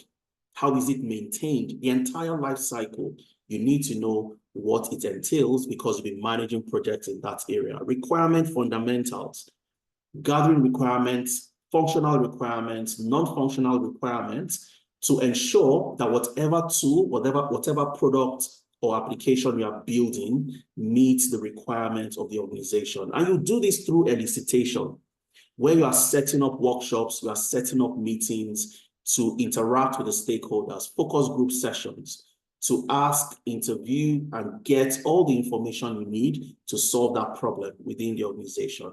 Of course, you're going to work with so many stakeholders, both internal and external. How do you rank your stakeholders based on their influence? Who are the stakeholders you need to focus on when working on specific type of projects? It's a skill you must have as a business analyst. And finally, AI for business analysis. Of course, you can't get into the tech ecosystem without embedding AI to your responsibilities and part of the tools that you know how to use. It's come to a time where everybody, it doesn't matter your role, AI would play a fundamental role in ensuring that you're more efficient. So how do you utilize a tool like ChatGPT to accelerate the work that you do and become more effective and efficient at the same time? Our business analysis program is designed to not just equip you with the technical skills. All I've listed are technical. I'll speak about the other aspects. And we ensure that you get the skill, not just to know what to do, but also know how to do it when you get the job on day one. And that's why you learn for 4 months, broken into 2 months in class and 2 months working on a real world end-to-end project. So you work on a project where you're building, you're building a web application for an organization where their HR department currently has issues and is very manual. People want to go on leave, they have to send emails to HR. Somebody would have to send another email to confirm, and so on and so forth. But as a business analyst, you go in there and build the web application for them so that that process becomes more efficient. Staff within the organization can go to that platform, enter their details, enter their request for leave, and it automatically gets to the next person to approve, and the approval process is a lot faster. You'd work with a software developer on this project. You'd work with a Scrum Master on this project and other stakeholders. And this is where you learn the skill to do the job on day one. When you get to an interview, nobody would ask you to define what process mapping is all about. The questions they would ask you are competency-based questions. Tell me about a time you've managed a process optimization project. And how did you manage a difficult stakeholder? Questions that are competency-based, that if you haven't done it before, you'll struggle to answer those questions. And that's why, apart from learning in class for 2 months, you'd work on the field, gaining experience, working on a real-world project during your internship. And this is where the internship gives you all the experience that you need. Efemena said something, and I don't want it to just fly above our heads. You don't have to take your backpack, get into the train, get into your car and drive to the office to gain experience. You can gain that experience by working on projects that are real world based and ensures that all the things you need to do on the job, you get to learn that while working on that project. You learn how to use Jira to track project deliverables, Trello for collaboration, and also tracking project tasks for the team, within the team delivering on that project. You learn Confluence for collaboration. And of course, I talked about Excel, Power BI, and SQL. And finally, you'd also learn ChatGPT. We know that 90% of the people that come to us are either students, masters, PhD, or full-time 9-to-5ers. So how do you learn with us? Your classes happen during the weekends, Saturdays and Sunday. So for the business analysis program, if you're in the UK, you have a time that fits your time zone. If you're in the US, Canada, you have a time that fits your time zone. If you're in Nigeria, similar time zones with the UK. Your class begins 11 a.m. to 2 p.m. on Saturdays. If you're in Canada, you're in the US, similar time zone. Your class begins 10 a.m. to 1 p.m. Mountain Standard Time, which is tailored to your time zone.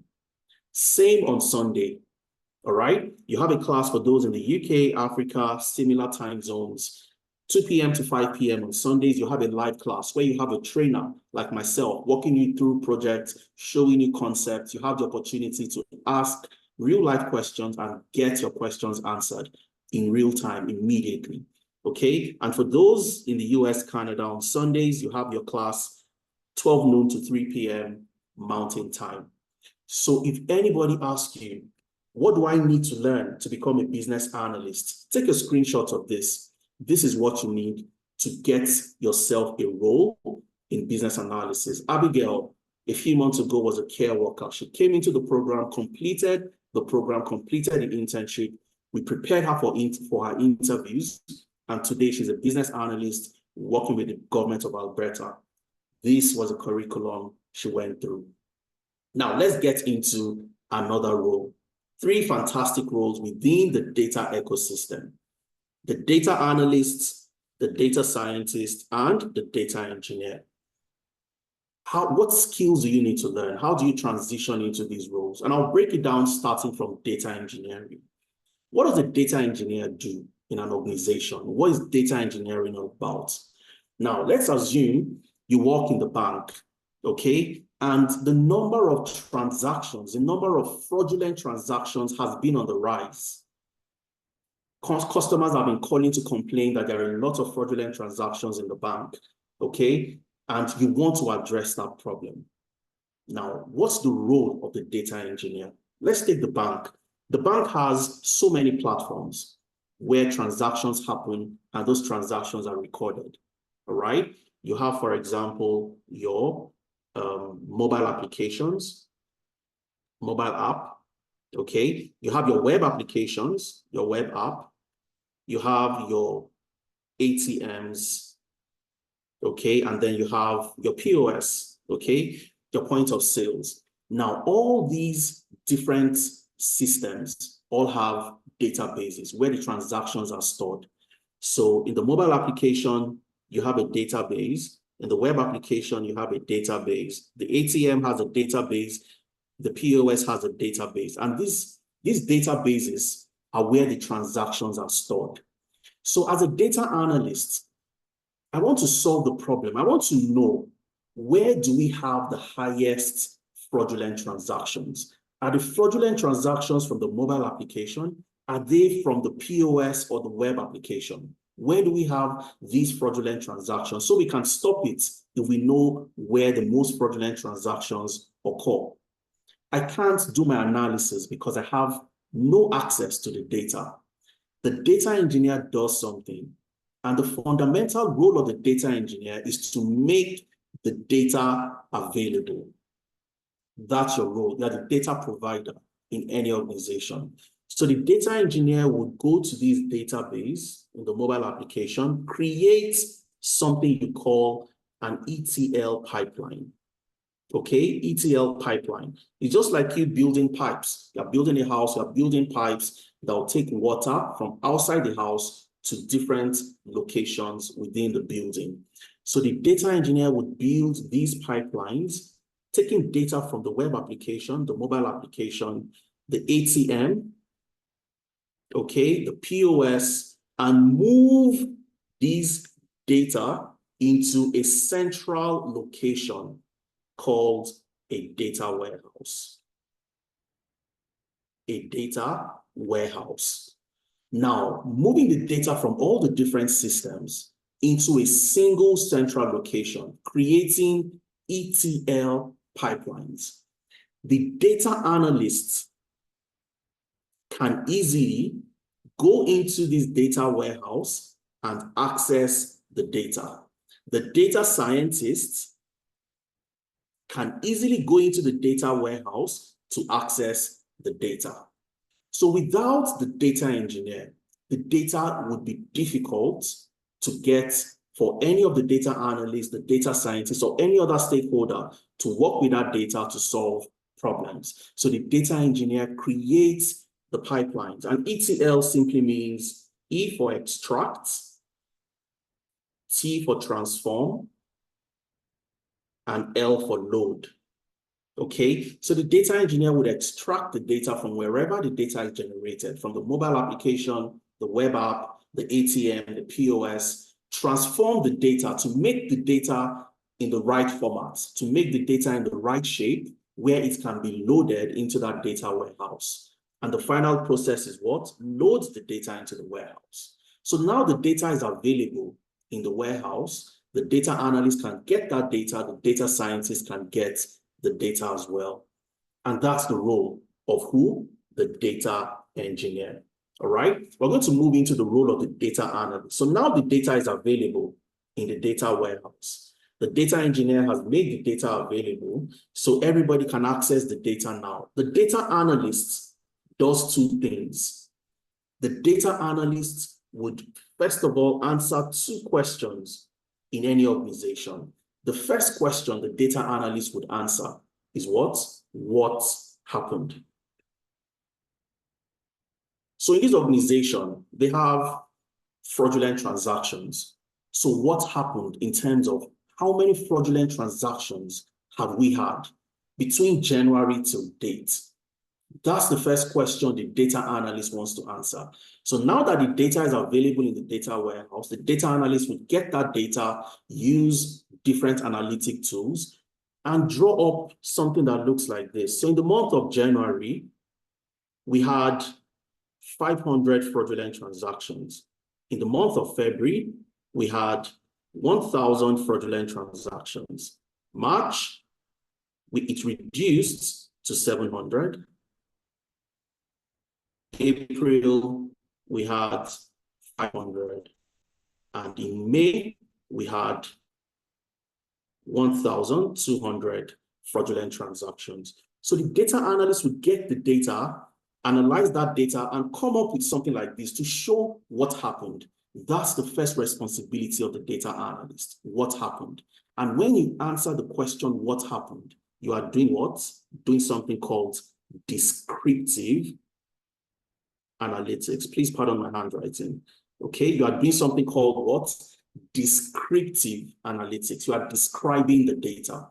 500 transactions in January, 1,000 in February, and so on and so forth. The data analyst would present this data to show what happened. When anybody sees this, the next question is, why do we have an increase between January? It moved from 500 to what? 1,000, 100% increase within the space of January to February. Why do we have that increase? Because if we know why we have that increase, it's easy for us to do what? Block those areas, come up with strategies to ensure that we don't have fraudulent transactions from those areas anymore. If we also know what made us drop from 1,000 to 700 between February and March, we can implement the same strategies to keep on reducing the number of fraudulent transactions. And this takes us to the second step of what the data analyst would have to answer, the second question. Once you've answered what happened, you can see what happened between January till May. Why did it happen? Okay, why did it happen? And this is where you want to know why you had an increase from 500 to 1,000. Why did you have that increase? Why do you have a decline between February and March and from March till April? Why did it happen? So once you've seen what happened, you go further to answer the question, why it happened. And this is moving to another aspect of analytics called diagnostic analytics. So you're diving deeper into the data to find out, why did what happened? Why did we move from 500 to 1,000? Okay, did we have a breach in our security systems? Did we implement a new software or launch a new application which had issues? Why did it happen? So the role of the data analyst covers these two broad areas, descriptive analytics and diagnostic analytics. I want you to type it in the chat so I know that you never forget it anymore. Descriptive and diagnostic. These are the two major areas the data analyst would have to focus on. Type it into the chat, and I want to see those that are following me. The data analyst focuses on descriptive analytics and diagnostic. What happened and why did it happen? Descriptive and diagnostic. Fantastic. Adebayo Rafiu, absolutely brilliant. So that's the responsibility of the data analyst. The data scientist would want to take it further. Okay, so now we know what happened. We know why it happened. The next step is to predict what is likely going to happen in the future. Because if I know what happened and why it happened, I can take the data I have and predict the future, what is likely going to happen.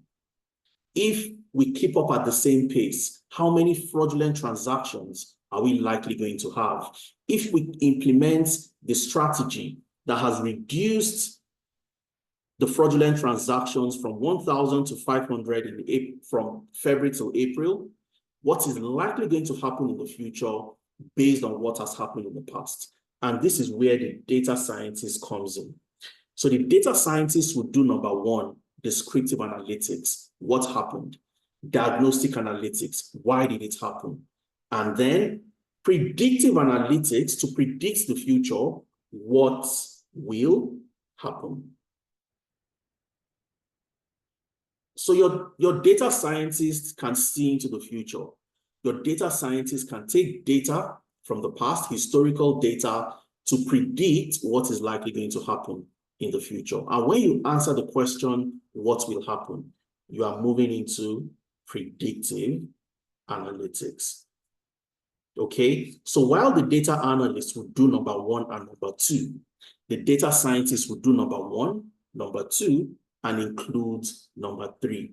And number three, for you to predict and forecast to see what would happen in the future, you need to have statistical modeling skills.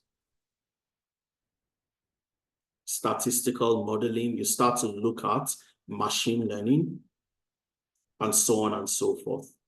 Okay, so you need statistical modeling, you need to understand statistics, which is the foundation of predictive analytics, and also the foundation of machine learning. So this is where the data scientist becomes different from the data analyst. So the data engineer provides the data. The data analyst takes that data, analyzes the data to find out what happened and why it happened. The data scientist takes it a step further to answer what will happen by predicting into the future so that we can plan ahead of that future to reduce the number of fraudulent transactions and so on and so forth. Okay, so this is giving you a broad understanding of what the data analyst, the data scientist, and the data engineer would do in any organization. And for you to work as a data analyst, you need to have certain set of skills. Number one, you need to know how to solve problems. So problem solving becomes very important. You need to be able to identify problems, get to the root cause of a problem by using tools like the 5 why techniques, breaking problems into multiple parts, and taking those small parts, solving those small parts. Invariably, you get to solve the entire problem using tools like the McKinsey-Mason model and so on and so forth.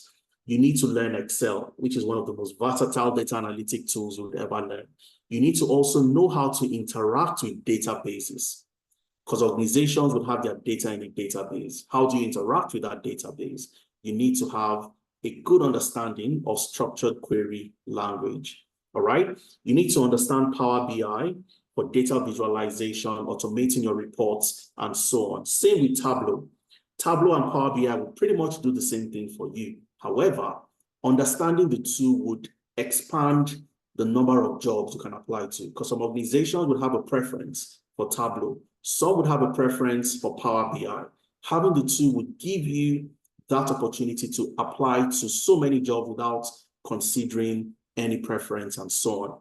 You'd also learn data storytelling, which is the art of you talking about the insights you've been able to generate from the data in a very clear way, in that anybody who is non-technical can understand what you are saying. For example, your CEOs will take the decision, your team leads will take the decision, you will do the analysis and make your presentation and give recommendations. So how do you convince, how do you communicate in a compelling manner that they understand the type of decisions they need to take? And that's where data storytelling comes in. You know, of course, you learn AI for analytics using ChatGPT and Microsoft Fabric, which is a new platform recently launched by Microsoft that warehouses so many analytics materials. You can build data lakes in Microsoft Fabric. You can build Power BI dashboards in Microsoft Fabric, and so many more. And the beauty is you are learning a skill so many other people have not caught up on. So you have that unfair advantage because organizations are starting to implement Microsoft Fabric within their organizations. So you get that advantage, getting the best jobs available out there. The learning timeline is for 4 months. 3 months in class in a project-based environment, you work on projects, and then you intern for 1 month. So 1 month you spend on an end-to-end internship. And this is where you gain end-to-end experience and also cross-functional experience, working with other professionals that have joined the HR program, the HR analytics program, and you collaborate to solve problems together. So you gain cross-functional experience working in a team, solving the same type of problems. And of course, your class is broken into two. On Saturdays is when you have your live class. So you have a live class, you work on projects, you have a trainer who will be in class with you, you work on projects and solve problems together. And on Saturdays, your classes also depends on your location. You have classes that fit your time zone. It doesn't matter where you're joining from. You're joining from Africa, joining from the UK, around Europe. You have a similar time zone, 11 a.m. to 2 p.m. on Saturdays. For those in Canada and the US, 10 a.m. to 1 p.m. Mountain Time. And this also means that if you're in the UK, for example, you are busy in the morning. You can't join 11 a.m. to 2 p.m. You can join the class for those in Canada or the US, which would begin your time at 6 p.m. to 9 p.m. UK time. So you can join in the evening. So it's very flexible depending on the specific class you'd like to be, okay? On Sundays, you don't have a live class. You have something we call the self-paced watch me do it videos. So you get onboarded on a learning management system where you get to watch videos at your own convenience. You can break your videos into Sunday, Monday, Tuesday. You watch those videos, practice along, understand the concept, and then you come into the class on Saturday to work on projects with your trainer and your facilitator, all right? And that's the beauty. It's a blended learning approach. So it doesn't matter if you're a fast learner or you're a slow learner, you have a class that fits your time zone and you get the best out of it. As a data scientist, you start with statistics, which is the foundation of predictive analytics, like I mentioned. You'd learn Excel for forecasting and predictive analytics. You'd learn Tableau for data analytics. Of course, SQL is a common denominator. Every data professional needs to know how to use SQL. You'd learn that as well. You'd learn Python for your exploratory data analysis and machine learning. You'd learn computer vision, version control with GitHub, AI for data science using ChatGPT and GitHub Copilot, and of course, Microsoft Fabric, where you'd also pick up the skill using Power BI to visualize data. What's the timeline? 4 months to learn the data science program, 3 months in class and 1 month internship. In terms of the timeline, how the class would run, the structure is exactly the same as the data analytics program. Saturdays, you have your live class, all right, depending on your location, UK, US, UK, Europe, Africa, similar time zones, 11 to 2. If you're in Canada, you're in the US, 10 a.m. to 1 p.m. Mountain Time. You have a class that fits your time zone. And on Sundays, you have a self-paced class. And I'll walk you through the LMS so you get to understand how you learn, what the platform looks like, and so on and so forth. As a data engineer, you start from introduction to data engineering. Remember, you are the person that builds the data infrastructure. You ensure that the data is available for the data analyst, for the data scientist, and any other stakeholder who needs to work with data. You make that data available. Your bread and butter would be SQL, structured query language, and Python. These are the tools you'd use to build your data warehouses, your databases, and also your ETL pipeline. You'd learn Linux for your bash scripting. You'd build your ETL pipelines connecting to data from databases, APIs, scrape your data from the web, and so on. You'd also learn how to automate the process of moving the data, extracting the data, and loading the data in the respective location, either in a cloud-based data warehouse or an on-prem data warehouse using Apache Spark and Apache Airflow for your data pipeline automation. And you'd also learn cloud engineering, including AWS for cloud. And you'd also work on projects learning GCP, the Google Cloud Platform, and Microsoft Azure.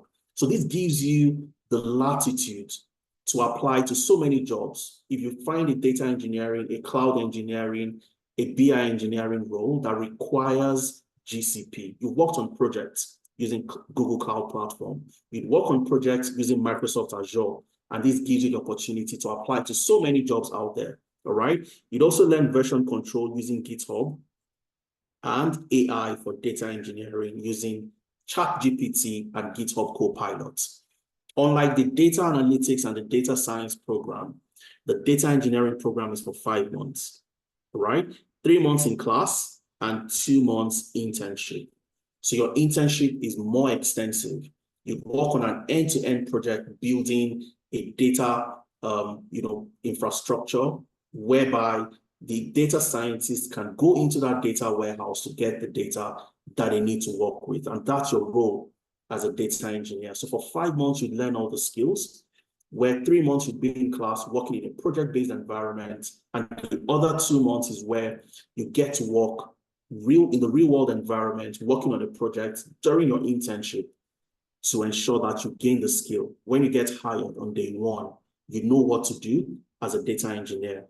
You have your live classes on Saturdays, 4 p.m. to 7 p.m. UK time, 8 a.m. to 11 a.m. Mountain time for those in the US, Canada. And on Sundays, you have a self-paced class where you get to watch your videos at your own convenience. Okay, so the data analyst, the data scientist, the data engineer role, fantastic career path, just like Femena showed us, and how to go ahead and apply to these jobs. So take a screenshot of this. If anybody ever asks you, what do you need to learn to become a data scientist? You don't start with Python, and that's the mistake we see so many people making. Everybody assumes that being a data scientist means you have to start with Python. I always equate that to, it's like you're building a house, but you start by building the roof before the foundation. Data science does not start with Python. Data science starts with the understanding and the foundation of what? Data. The understanding and foundation of predictive analytics, statistics, Excel, Tableau, SQL, before you even move into Python. Now, let's move into 2 other fantastic roles, the HR analyst and the financial analyst role. And I'm just going to summarize this very quickly, because if you understand what the data analyst does, you would exactly know what the HR analyst and the financial analyst will do. The financial analyst is a data analyst that focuses on what? Financial records. So while the data analyst would work on different types of data, would work on customer data, would work on sales data, research data, and so on and so forth, the financial analyst is a data analyst. You have your data analytics skills, but this time around, you are narrow focused on where? Financial records. So you're helping organizations identify areas for cost optimization. You are looking at the financial health of the company, measuring different metrics like the return on investment, the return on equity, profitability metrics, and so on and so forth. You are also helping the organization allocate its capital based on so many factors that you look at within the organization. And of course, when any change happens in the economy, inflation goes up, you have exchange rate fluctuations. How does this affect or impact the organization? So you are carrying out scenario analysis, sensitivity testing, and so on and so forth. And these are the things you do as a financial analyst. You use your data analytics skills to analyze financial records to help that organization understand its financial position, areas for cost optimization, scenario, sensitivity analysis, and so on and so forth. All right. On the other hand, as a HR analyst, you are also a data analyst because you have the data analytics skills. The difference is you are focused on where? People data. People data. So you're not analyzing all types of data. You really don't care about the customer data, all right? Your focus is on where? The people data. Every organization has 3 major components: the people, the processes, and technology. The people forms a very fundamental composition of any organization. So when employees are leaving, how do you predict employee attrition? What are the factors that leads to employee leaving the organization? All right. How do I gather years and years of data of exit interviews? Put that data in a spreadsheet, analyze the data, and find out the factors that have led to employees leaving the organization. Because if I know those factors, I can stop other employees from leaving by implementing certain policies and procedures that will keep employees within the organization. Every HR department has a training budget every single year. What part of that training budget drives business results? What specific training gives us the best return on investment? When employees go for this training, what's the impact on the business? You want to analyze that to help the business keep on growing. All right. You hire people from different sources. You hire people on LinkedIn, you hire them on the company's websites, you get HR consultants to help you hire employees. Who are the best performing employees and where did you hire them from? So you want to do something like talent sourcing analysis to see your best performing employees and where you got them from. Because if I know that my best performing employees come from LinkedIn, I don't need to look anywhere else. I'll double down on LinkedIn, develop a strategy to help me keep on hiring the best talent into the organization. And this is the role of the HR analyst. Your focus is on what? Helping the organization come up with HR strategies, HR policies from a data-driven perspective. And as a financial analyst, of course, you learn your data analytics skills, number 1 to 4. You learn problem solving, you learn Excel, you learn Power BI, you learn SQL, and then you learn accounting fundamentals. You'd also learn financial analysis, the different metrics, the different ratios you need to look at to tell if the company is doing well or not. You'd learn financial modeling a business, a startup, or a business that already exists, modeling that business to tell the base case, the best case, the worst case scenario, and so on and so forth. You learn valuation, which is the corporate finance aspect of the financial analytics program. You'd learn sensitivity and scenario analysis. When there are changes in the economy, when there are regulatory changes, how does it impact our industry? How does it impact the organization? And finally, you'd learn AI for financial analytics using ChatGPT. The timeline is 4 months, just like the data analytics program, 3 months in class, 1 month internship. And the structure of when you have your class is pretty much the same. Saturdays, you have your live class, and on Sundays, you have a self-paced class. Same with the HR analytics program. You'd learn your data analytics skills from number 1 to number 4. Problem solving, Microsoft Excel, Power BI, SQL, and then you move into HR analytics and performance evaluation. You learn HR metrics and life cycle. What are the different metrics we need to measure to tell if the business is doing well? You do things like absenteeism analysis. How does this affect productivity? Employee demographic analysis. You do your attrition analysis to identify how to stop people from leaving by addressing HR policies and strategies to keep people within the organization. You learn how to build dashboards using Microsoft Power BI and other BI tools, HR collaboration and report automation. You'd have reports that you need to generate and present every single week, every single month. You don't want to build those reports month on month. You want to build it in a way that you can simply just get your data, put the data in a folder, and then your report is automated. So how do you automate your reports so you don't do the same thing over and over again multiple times? You learn that using Power BI, and of course, you learn how to build your case and create action, and AI for HR analytics using ChatGPT. The timeline is 4 months. 3 months in class, 1 month internship.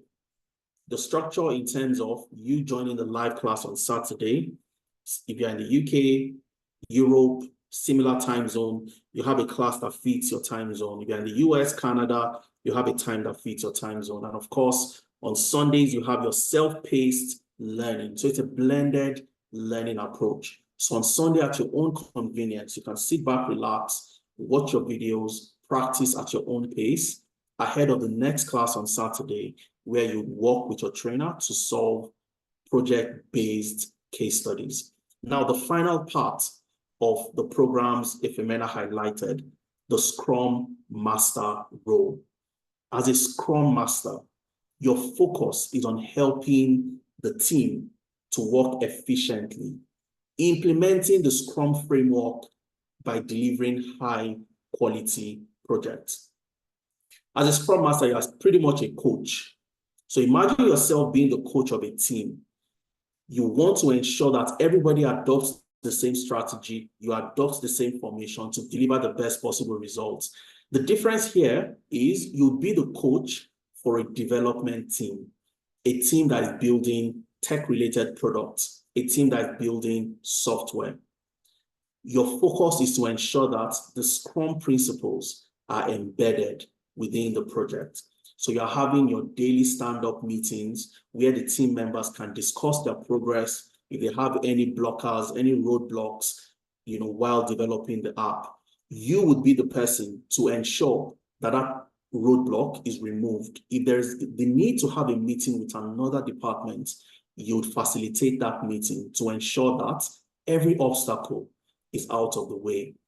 Okay? You'd also ensure that you organize your sprint planning sessions, which is simply, we want to build this app. We need the app to have facial recognition. We need the app to have ability to send messages. These are the two focus areas for the next 2 weeks. So you sit down with the team, you do your sprint planning and set the goals for the next development cycle.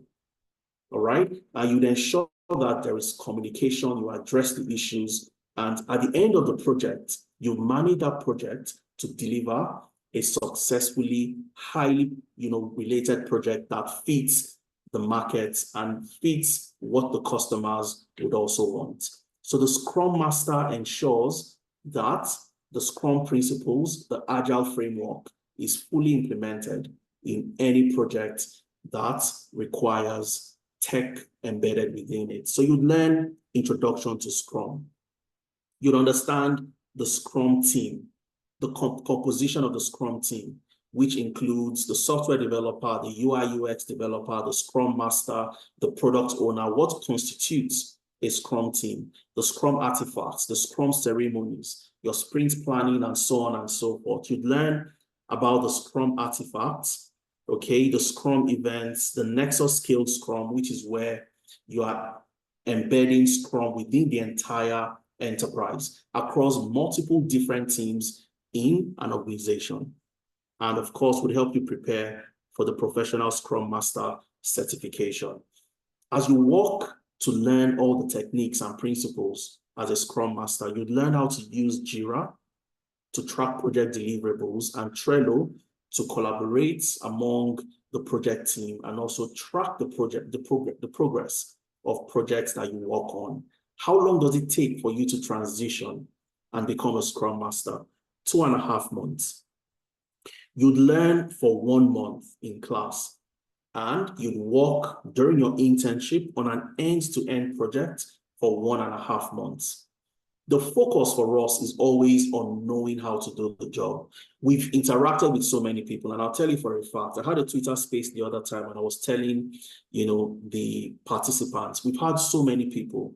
We've interacted with so many people who have this, they claim to have this and that. But when you ask competency-based questions that aims to test their skills and experience, they struggle because they have not worked on projects. They don't know what to do on the job when you get a job as a Scrum Master.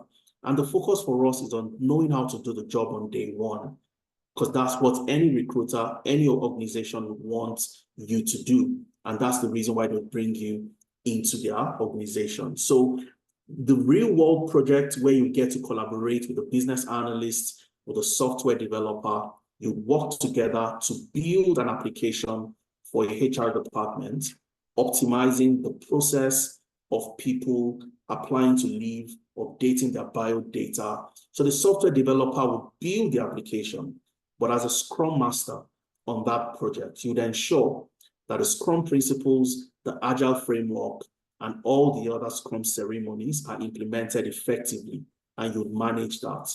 All right. You have live classes on Saturdays and on Sundays, 11 a.m. to 2 p.m. on Saturdays and 2 p.m. to 5 p.m. on Sundays. And last but not the least is the cybersecurity program. A lot of people have been asking, cybersecurity, what do I need to get into cybersecurity? Okay, somebody's asking project manager and Scrum, they sound the same. They are totally different. Okay, and I would explain, Scrum is a part of project management, but Scrum focuses on where? On Agile. Okay, what is Agile? Let me explain that very quickly. Let's use this analogy to explain Agile. Imagine you want to cook jollof rice for an audience. Okay, the Agile framework is what? Adaptive. It's called the adaptive framework. Okay, because it adapts to what the customers want, what the users want. So I want to cook jollof rice. The conventional project management methodology, which is waterfall, would want me to do what? Plan all my resources. I know what it takes to cook jollof rice. So I need, this liters of water, I need Maggi, I need rice, I need tomatoes, onions, and so on. I know what I need, I know my resources. And that's why the waterfall is called predictive, okay? It's called the predictive methodology because you can predict all the things you need, the resources you need, how long it will take you, and you plan for that. So I cook the jollof rice using the waterfall methodology. I get all the items, all the ingredients, and I cook it and I give it to the guest. The guest would eat. Some of them would like, some of them would say, oh, it's a bit too salty. The tomatoes are a bit too much, and so on and so forth. That's the waterfall methodology. Leveraging Agile is where you would start by cooking the rice. You don't know what you need because you need to do what? Get feedback from the people that would eat that rice. So you start by cooking the rice. Once the rice is a bit soft, you take the rice, you give it to the, to the guest. They taste the rice and tell you that, oh, it's soft enough. You don't need to cook it any further. You don't need to add more water. Just add the other condiments. So you add your salt and give it to them to taste. Is the salt enough, or do you want me to add more? So as you are cooking using the Agile methodology, you are also getting feedback from the users, the people that will eat this jollof rice. So they tell you exactly what to change, what to increase, what to reduce, and so on and so forth. So it is adaptive based on the feedback from the users. And this is where you see your typical, tech-related products. Instagram, for example. I was checking Instagram the other day. I saw that the interface had changed. Okay, you use Instagram, you see that Instagram can now do, stories. You never used to have stories on Instagram. And things keep on what? Changing based on the use and feedback from customers. And that's where you'd find the Agile methodology deeply entrenched within the tech ecosystem. So when I cook that rice using Agile and I give it to my users to taste, they tell me that, oh, you need to add more salt. I add more salt. You need to add more oil. I add more oil. And I cook the rice.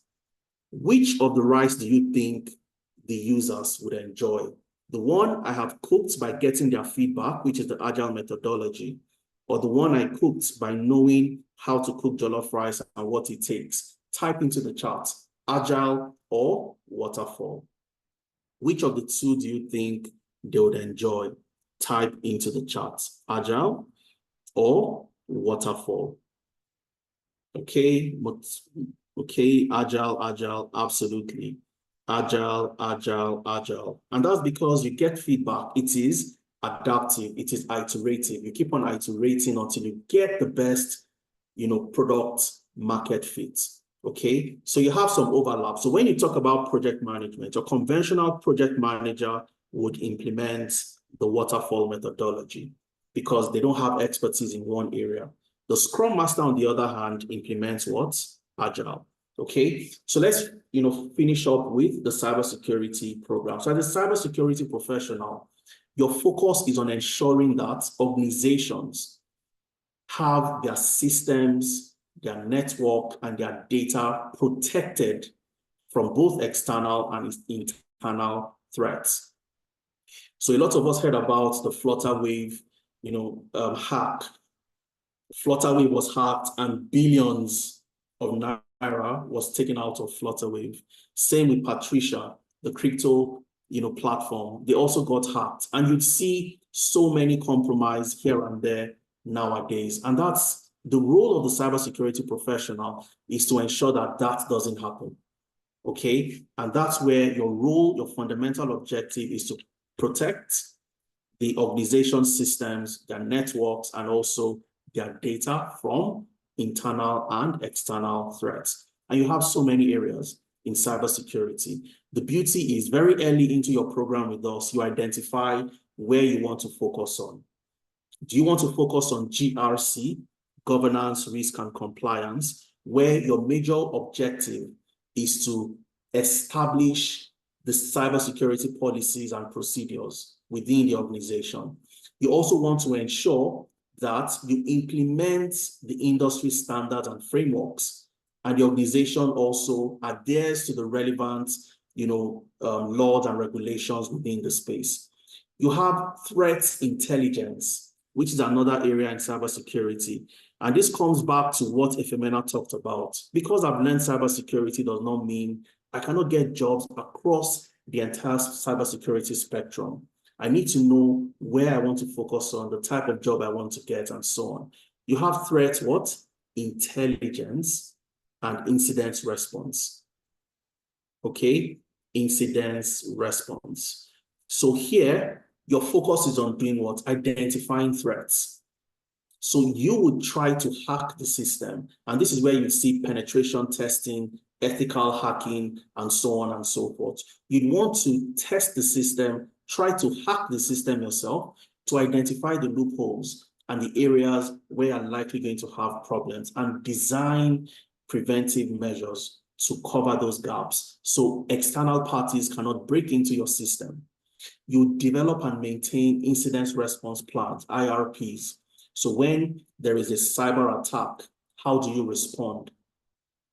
Okay, you'd also ensure that you collect data to identify emerging threats. The threat actors know their tactics, their techniques, and their procedures, TTPs. And of course, you also have another very interesting area called forensics, okay, in cybersecurity. You work in the forensics team. Here, we are analyzing and finding out the root cause of certain cyber attack. So when that issue happened at Flutterwave, the cybersecurity professionals within the organization would want to find out, how did this happen? So you can prevent future occurrence. You also want to implement a recovery support where you are restoring systems. If there's been data integrity violation, how do you restore your data, recover the data, and so on and so forth? Okay, and so many other areas. If he also talked about security operation center analyst, SOC analyst, fantastic profession within cybersecurity. So you easily identify, oh, I want to focus on GRC. I want to focus on where? Threat intelligence, penetration testing, and so on and so forth. And you'd learn all the things that you need to get started. You'd learn introduction to cybersecurity, the foundation of computing and networking, information security principles, offensive and defensive cybersecurity, cryptography, which includes encryption, decryption, and so on, and of course, attack vectors and cyber threats. You'd learn how to do what? Prevent attack to the network. You learn network security, endpoint security, web and application security, and of course, cloud security. We have different systems within the cloud. How do you protect your data, protect your systems, and so on in the cloud? Incident response and forensics, and cybersecurity policies and compliance. The cybersecurity program is also for 4 months, 3 months in class, 1 month internship. And you have your class Saturdays and Sundays. On Saturdays, 11 a.m. to 2 p.m. on Sundays, 2 p.m. to 5 p.m. And this brings us to the final program out of the 8 programs that we offer, and Ifemena has also highlighted. If you want to get a job within the tech ecosystem, the jobs that will grow in demand, you want to focus on these 8 areas. In the next 20 minutes, I'll walk you through the other aspects you must add. Without this, learning all the technical skill will not get you the job. All the things I've said from beginning till the end are all what? Technical. Okay, so take a pen and a sheet of paper and take this equation down. It's very, very important. It's called the T plus E equation equals job offer. T plus E equals the job offer. Every single thing we've talked about so far, we've highlighted the technical. Excel, Power BI, SQL. And the reason why people don't get jobs is because they focus only on the technical.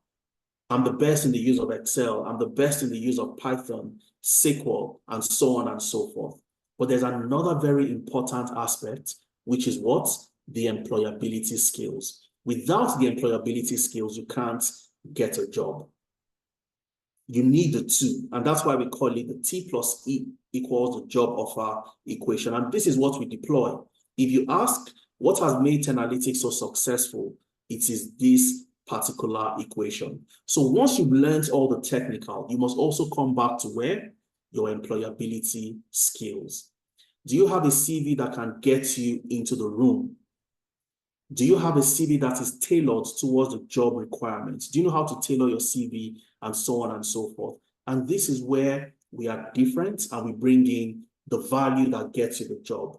So having the right CV that can beat the ATS system and get you into the room is what you want. So we show you how to review your CV. We show you how to tailor your CV to job requirements.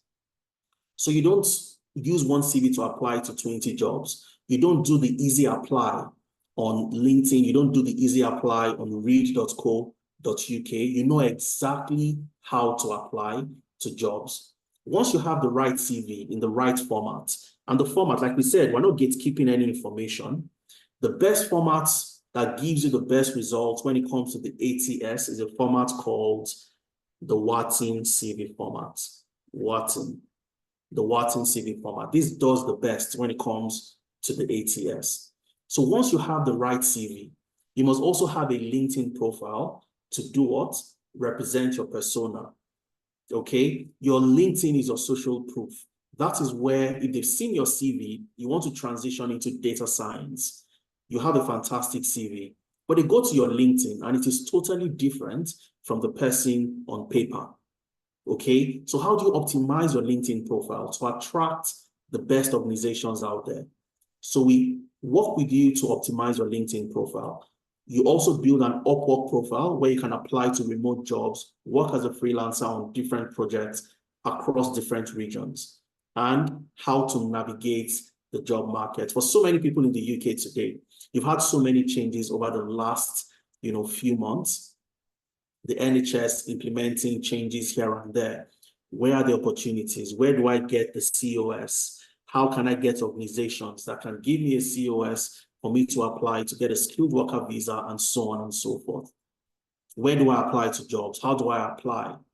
Okay, when you eventually get invited for an interview, how do you represent yourself during that interview? And I've seen so many people falter in this area. Simple questions like introduce yourself, tell me about yourself, which are fundamental, basic questions you know that you are always going to get during an interview. People mess up. Not knowing that, answering the question, introduce yourself, you have to use a technique called the SEAT approach. S for skills, you talk about your skills. E for experience, you talk about your experience. You talk about your achievements, and then your traits or your type of person. Who are you? And you have to tailor that to the core values of the organization. So the organization core values are professionalism, punctuality, integrity. You want to also align your traits to the core values of that organization. So you need to know how to introduce yourself. You need to know how to answer competency-based questions. And this is the most important. It carries the highest marks when it comes to interviews. Competency-based questions. How do you answer questions like, tell me about a time you have worked on a process optimization project where you worked with a difficult stakeholder. How did you manage that stakeholder? This is not something you read in a book. You must have worked on a project to experience that, for you to give your experience. So how do you answer competency-based questions? And this is where you use a technique called the STAR technique, or the STAR approach, where you start with the situation, you move to the task, you talk about your actions, what you did, and finally, the results.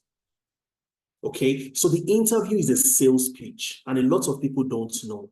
You don't go into an interview and try to wing it. You must know exactly what to do. So we work with you, we prepare you for interviews, and ensure that you go there to say the best things, to convince and leave that room, knowing that the interviewers would have a conviction that you're the best person for that role.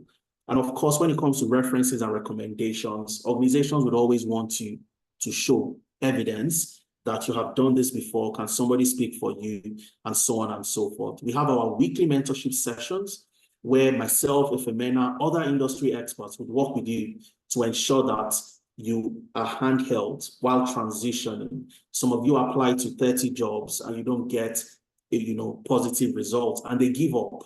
I've seen this happen. I was speaking to somebody last week who wants to join our program. And I was asking him, he's in the UK, what's going on? He said, I've applied to 30 jobs and I can't believe after 30 jobs, I haven't gotten a job. And I just laughed, okay? And that's because you need somebody who has gone through that path to tell you that, look, 30 jobs is scratching the surface. And a very quick statistic, for you to get a job in the UK, on the average, you must have applied to 249 jobs. So imagine giving up after just 30. You've not scratched the surface, okay? And you need people, you need mentors that have done this before, that can walk you through how to navigate that particular aspect. And of course, you find yourself on the job, it becomes a little bit, you find a project you have never done before, and you need analytics to come in to support. We work with you and ensure that you are able to keep that job. Okay, I'm going to walk you through a portfolio. So once you've gotten your employability skills, like I mentioned earlier, from number 1 to number 8, this is what gets you the job. The technical skill is a given. Every organization expects that you have the technical skill. But how do you differentiate yourself from the other person? How do you show them that I'm the best person for the job? How do you show them that you've done it before? You sell your story, explaining your skills, explaining your experience, all the projects you've worked on, and so on and so forth. All right? So one very fantastic way of showing this is by having a portfolio. I've discussed with a lot of people, they don't know what a portfolio looks like or what a portfolio is. And this takes us towards the end of our session. Once you've learned the technical, your T, your employability skills, you must be able to show what? Proof of what you've done. Your link to your portfolio must always be on where? On your CV. All right? You don't want to come and just talk and talk, answer questions. HR professionals, that potential organization wants to see what you've done before. And I'll show you what a portfolio looks like in the next 2 minutes. And this is where you build different projects, you gain experience, and then you showcase this to potential employers. So I have 3 portfolios here. I'm just going to click on one. Victoria. Let's go to Victoria's portfolio. Victoria joined our data analytics program. And once you join any of our programs, you must build a portfolio that warehouses all the projects you have worked on. And this is your proof that you can do the job and you've done it before. So Victoria worked on different case studies. This is the Deep Care Hospital ER visit analysis, working on a project for a hospital, helping them streamline their ER operations. And she used Tableau for this particular project. And anybody who clicks on this link on Victoria's CV, it brings them to this page. And if I want to see what she's done for this ER, analysis, I come in here, I click on this link, and it takes me to the project. And I can see clearly what Victoria has been able to build. And without a doubt, so this is the dashboard she built using Tableau. It is interactive. I can click and something will change and so on and so forth. So it shows me clearly that Victoria has the skills to use Tableau. If I want to deselect everything, for example, I click on this, everything is blank. I only want to see for Q1. I come in here, I click on Q1, and you see the dashboard will change to show me data for only Q1. Anybody who sees this knows that whoever built this has the experience using what? Tableau. And this is how you build your proof. So all the years of experience you have, you've worked in procurement, you've worked as a banking officer, you've worked in customer service, they are not wasted, okay? You add a flavor. So Victoria, for example, let's assume she was a customer service professional. She would add Tableau to her previous experience, that she used Tableau to build customer segmentation models. She used Tableau to analyze customer complaints, to identify the pain points of customers, which led to faster resolution times. And you also have proof that you've used Tableau to do things before. And this is how you build your experience that helps you to transition. Okay, a lot of people position themselves as beginners, that they've just done this for the last 4 months. You never represent yourself that way. Nobody would hire you if you position yourself as a beginner. And your project gives you the opportunity to showcase what you've been able to do. So there are so many other projects you have here. The Redux Airline flight analysis using Excel, express food delivery using Tableau. You can click on that, see what she's been able to build.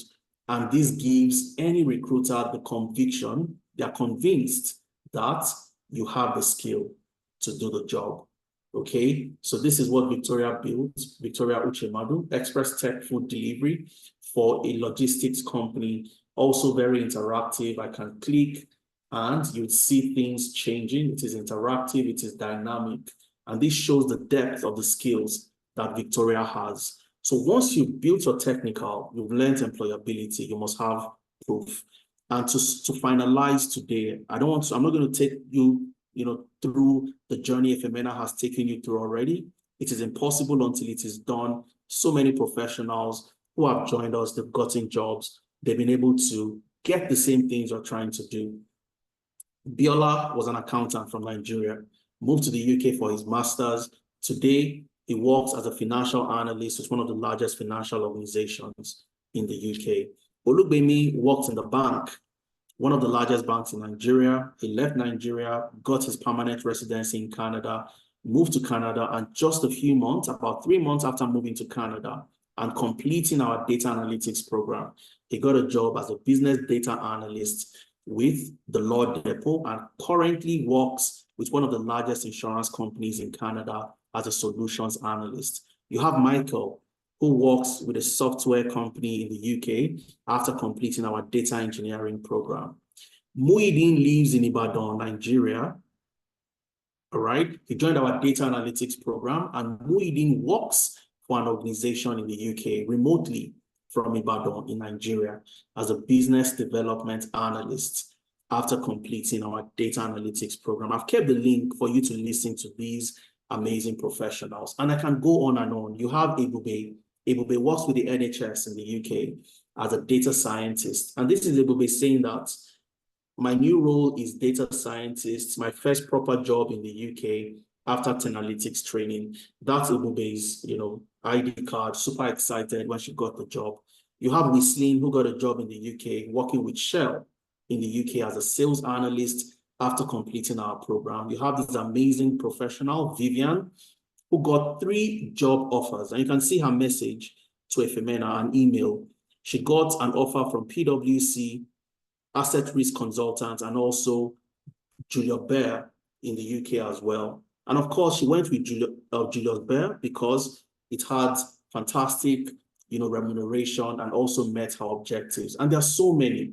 But what we've also done is to keep the links to a previous session where our alumni who have gotten jobs, they came back. Muhyiddin, for example, who lives in Ibadan, works for a company in the UK. He spoke during this session, so you'd love to listen to him. Oluwadamilare, who got a job as a sustainability data analyst, he spoke during this session. You have the link, listen to them. Karima got a job as a business analyst from Nigeria, working for an organization in the UK as well, remotely. You want to listen to Karima. And I'm going to end by this fantastic testimonial. You had Busola. Busola joined us in March this year, 2024.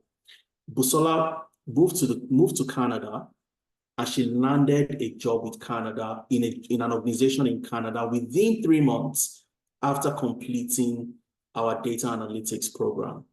Busola got a job with Desjardins, one of the largest financial giants in Canada, as a performance analyst. And I want to take you through Busola's journey very quickly, all right? So this is Busola. She sent me an email saying that, "Hi, Adeza. My name is Busola, okay? Hi, Adeza. My name is Busola. I joined the program 24th of March. Sorry, just give me 1 second. I thought, because of data privacy, okay, I don't want to expose certain information about Busola. I thought I had covered that, but apparently I have it open. So I'm just going to cover that, which is her personal contact details. So that's not exposed to the general public. Okay. So let's go back and let me showcase that to you.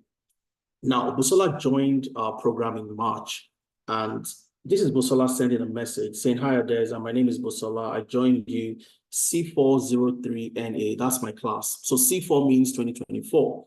03 means March. NA means North America, for those in the US, for those in Canada, and so on. All right. So she told me here that I'm about to get this job.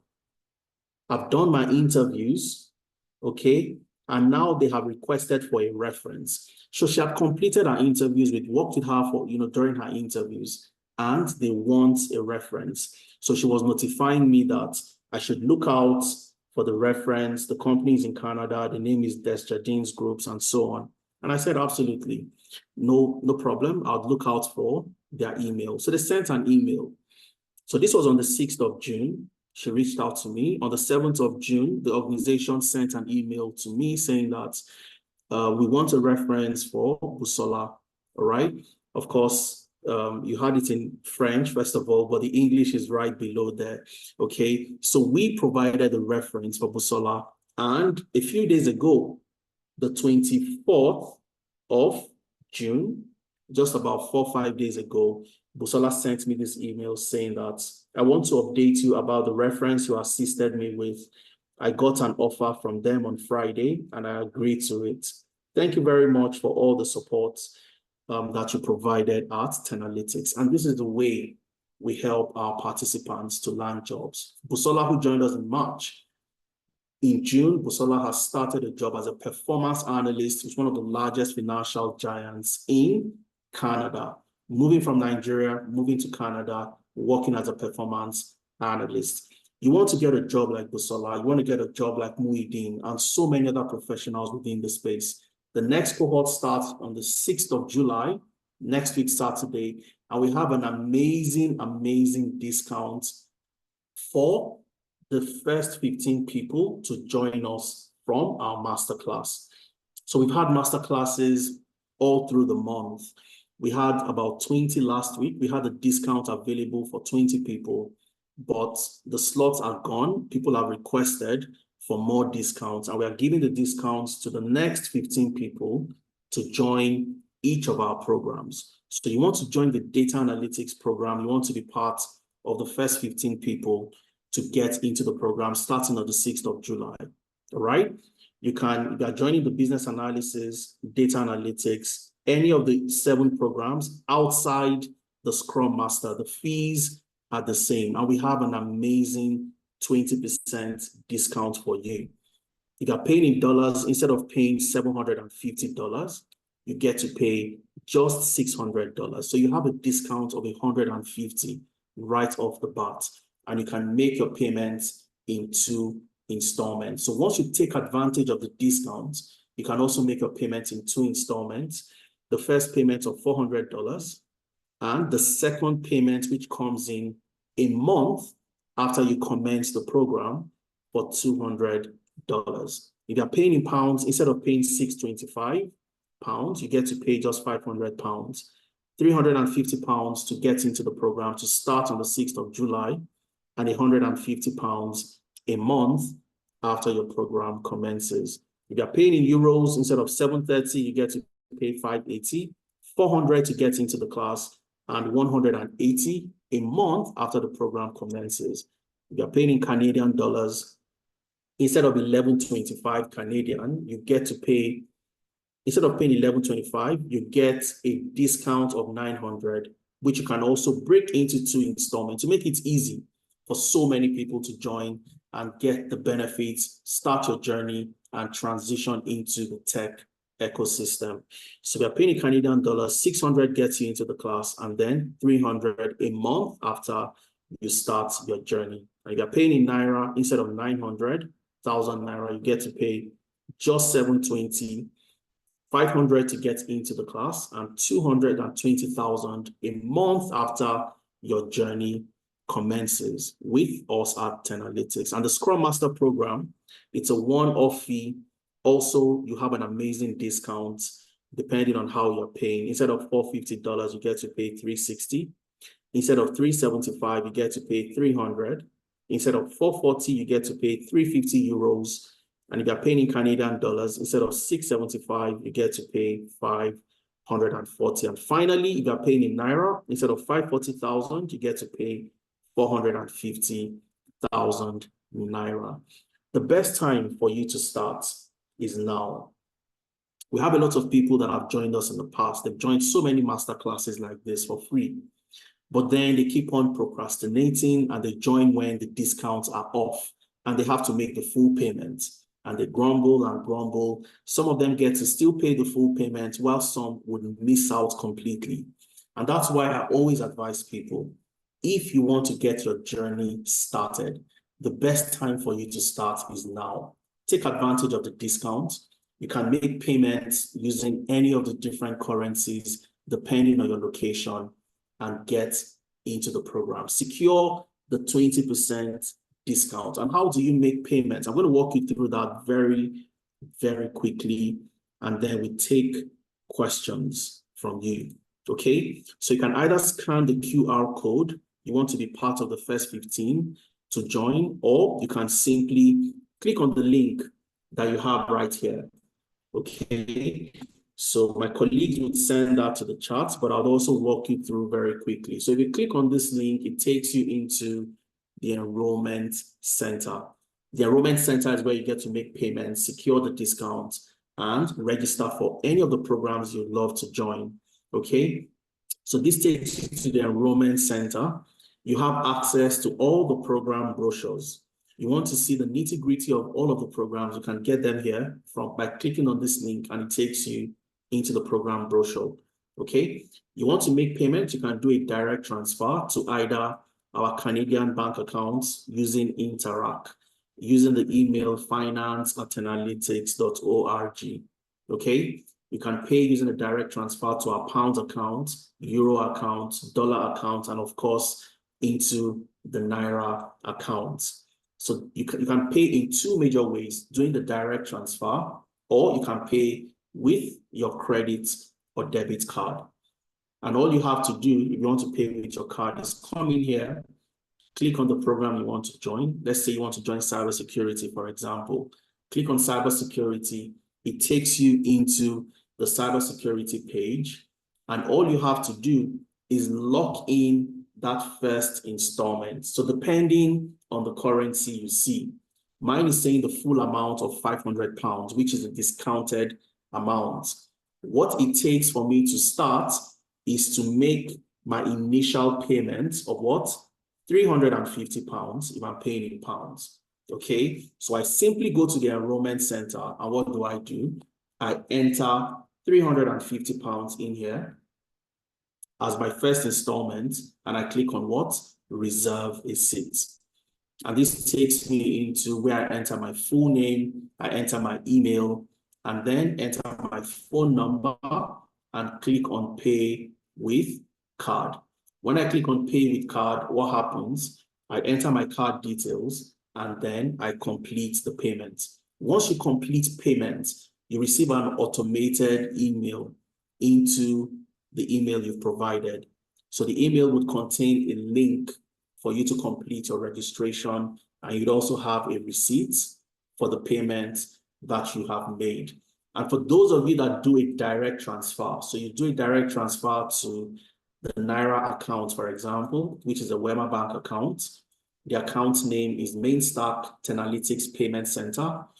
You do the direct transfer, or you do a direct transfer to the Pound account or an Interact direct transfer. All you have to do is take a screenshot as proof of payment.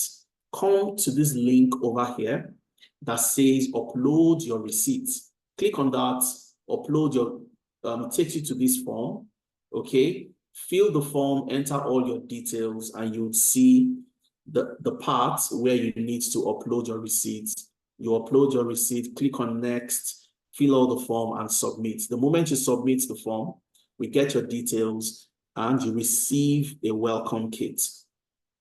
The welcome kit would go out starting on Monday. It contains all the tools and applications that you need to get started. So if you're in data analytics, you need Excel, you need Power BI, you need SQL, the guide on how to download and install, you have all of that in your welcome kit, all the materials, all the applications, and how to go about downloading and installing. You have everything in the welcome kit, okay? So your first installment gets you into the program, you receive the welcome kit, and on the 6th of July, you get your journey started, okay? Now, for those of you, and I know you'd have these questions, you're not entirely sure, do I want to go into data science or data analytics? And you want to sit down with myself and Efemena, have a conversation to say that, which career path should I select? You can have that session on Tuesday. We'll have one on Monday. We'll have another one on Tuesday. And the timing would be tailored to those in the UK, Nigeria, similar time zones, and those in the US and Canada. So 2 different timings. But the best thing for you to do, to meet with us, ask us questions, and we can help you, guide you to select any of the programs. For those of you that haven't made up your mind, take advantage of the discounts, because you don't want to come into that session. You don't want to come into the session and find out that the discounted slots are gone and you have to pay the full amount to get into the program, all right? And for those that also want to defer, you want to defer your program to start on, to start in September, to start in August, you can also do that, all right? So while filling the form, you'd see a part of the form that says, when do you want to start? You'd see a part of the form that would say you should select the program you are registering for. So for that person who has secured their discounts, they've paid their first installment, and they want to speak with me, they want to speak with Efemena, all you need to do, instead of selecting a specific program right here, select I need to speak with a professional, and then would schedule you for a clarity session where would help you make that decision. And for those that also want to start, your July is currently booked, but you want to get the discount secured and start in August. You can do that when filling the form. You come in here, you can either start on the 6th of July, the 3rd of August, 7th of September, 5th of October, and you get your own journey started at that particular point in time. Okay, I'm going to draw my curtains right here, and I'll take questions from those of you that have questions before we call it a day. Okay, so I'm going to go through the chart and see. Hi, I live in the US. Can I pay? Yes, you can. You can do that. Australia, we have people joining from across different locations. Take advantage of the discount. It's for the first 15 people to register from this session. Okay, and registration closes on Wednesday, the 5th. The program starts on the 8th. So on Wednesday, registration closes. So you can install all your tools, your application, and you're ready to get your journey started on Saturday, the 6th of July. Okay, so let's take questions. If you want to speak, you want to unmute yourself, please feel free. Use the hand raise icon. I'll call you up to speak and I'll take all the questions that you have. Or you can drop your question in the chat. My colleagues and I would answer those questions. Now, while we wait for your questions to come in, or your questions coming in, I'll quickly walk you through what the platform looks like, okay? So when you join us, how do you learn? First of all, you join our LMS. So this is what the LMS looks like, the Learning Management System. So you have a dashboard tailored to yourself, and you have the opportunity to click on any of the program you have registered for. So let's assume you've registered for data analytics, okay? You come in here, you click on data analytics, continue learning, and then you have access to all your Watch Me Do It videos. I talked about data analytics broken into your live classes on Saturday and your self-paced class on Sunday. It's a blended learning approach. So on Sundays, you come into this platform and you start from the very beginning, the very foundation. It doesn't matter if you've used Excel before, you are seeing Excel for the first time, you are hearing it for the first time. All the programs are tailored to the beginners, all right? If you're a beginner, this is the best place for you to start. So you come in here on Sunday and you have access to your videos, all right? You click on the link, any of the videos, overview of Excel for data analytics, and you'd see Efemena, the same person that took you during the first part of the program. Efemena would walk you through introduction to Microsoft Excel. So you are learning from the best in the industry. So you watch these videos, understand the concept, you practice the things you see, and then you come on Saturdays to work on projects in your live class. So you have access to all the materials right here, which you have at your own convenience. It's lifetime access to the materials. Once you've joined, once you're a part of the Tenalytics community, you have access to this. You can come back at any point in time to watch these videos over and over again.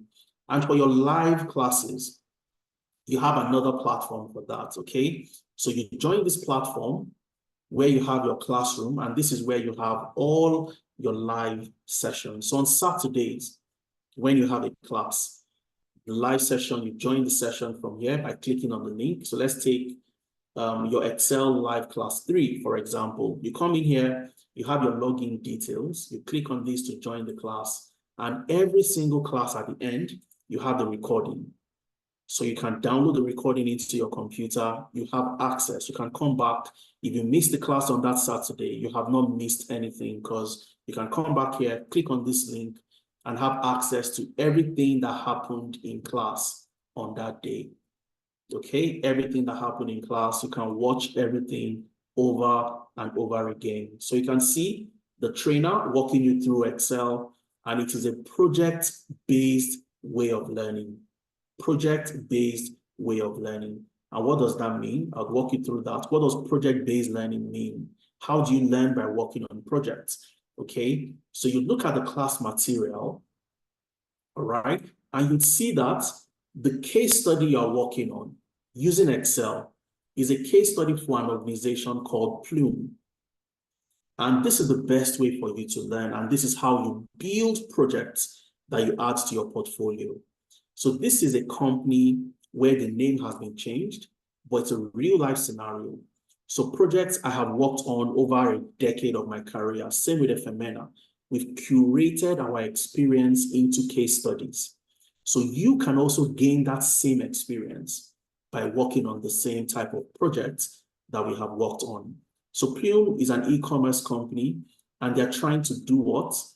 Use data to solve certain type of problems, okay? They want to look at the return on investment for some of their stores, and they also want to find out how to understand their customer preference. What do customers want? How do they improve the cart conversions?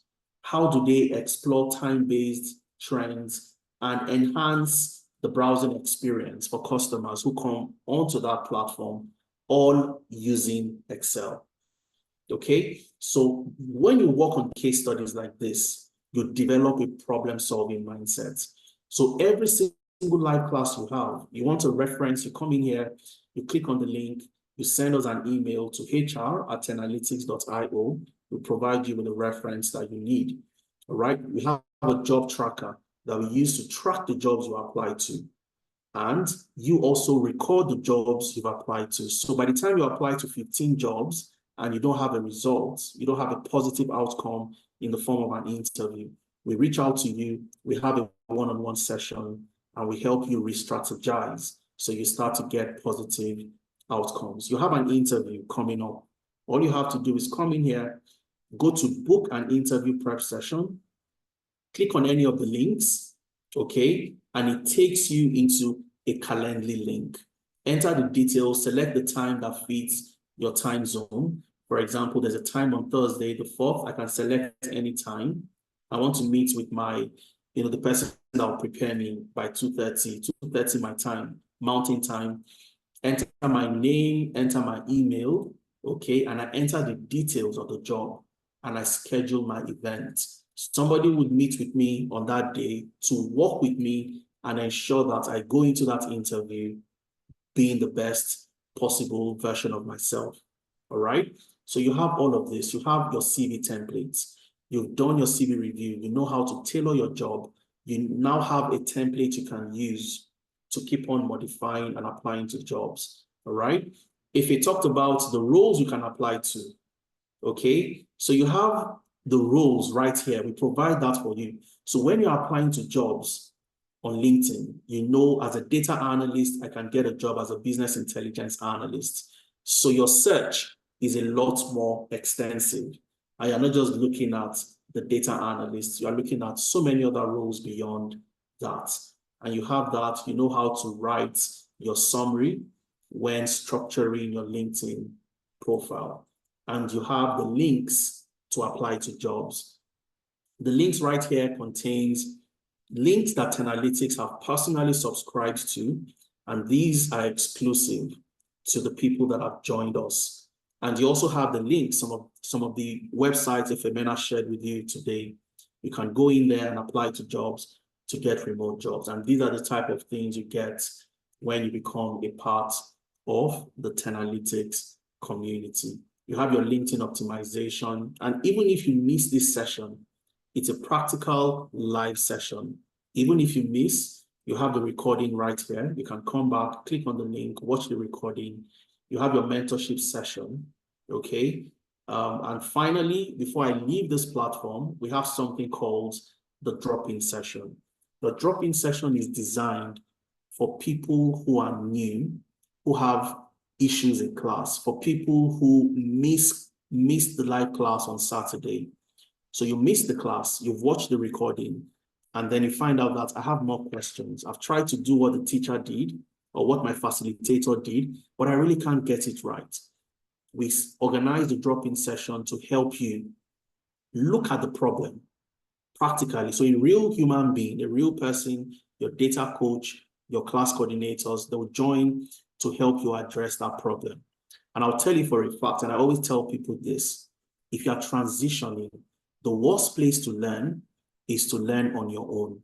I did it myself, years ago, and I found out that I'm trying to solve a very simple problem, but because I have nobody to reach out to, I spend weeks and weeks. I call Ifemena, Ife, I'm trying to do this on Excel, it's not working out.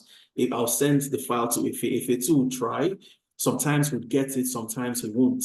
And then we take so long when we were transitioning ourselves. And then we realized that, look, it doesn't have to be so difficult. And that's why a lot of new beginners, they fall out when they try to learn on their own, okay? The best way to learn is learning with people that have done it before, people that can guide you using a structured learning approach. If you have issues, you can reach out and you get those problems solved. And that's what the drop-in session does. This is outside your class on Saturdays and Sundays. You have the opportunity to engage your trainer, jump on a live session, and look at the problems that you face, and they help you address it. So you don't take a previous problem into a new class, because that is always addressed. All right. I'm going to take a pause right here, and we'll take questions from every one of you. Okay. Let's see if I have questions in the chat. Okay, how much is it in Naira? I can see that. I'm going to, share that slide again one more time. And if you ever want to reach out to us, you can reach out to us easily by either sending us an email to enquiries@10analytics.io. Okay, or you can put a call through to us on any of these numbers. Call Shane, Lydia, or Imar, or you can send us WhatsApp messages to this number. So you can reach out to us easily, and we'll be very happy to work with you. Is this with a discount? Yes, it is. The original amount without the discount in Naira is 900,000. With a discount is 720, and you make your payments in 2 installments of 500 and 220,000. Okay, so let's see if we have more questions. If I'm taking the BA and paying in Naira, I think I posted that already. If Mena just answered that question. Okay, let's hear from 2 people who have their hands up, Ade and Azan. So Ade, I've asked you to unmute yourself. Let's hear from you, Ade.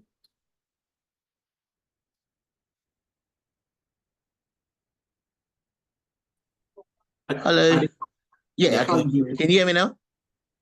Yes, loud and clear. Go ahead. All right, thank you very much. My apologies. I don't know if I should refer to you as Adiza or Suleiman.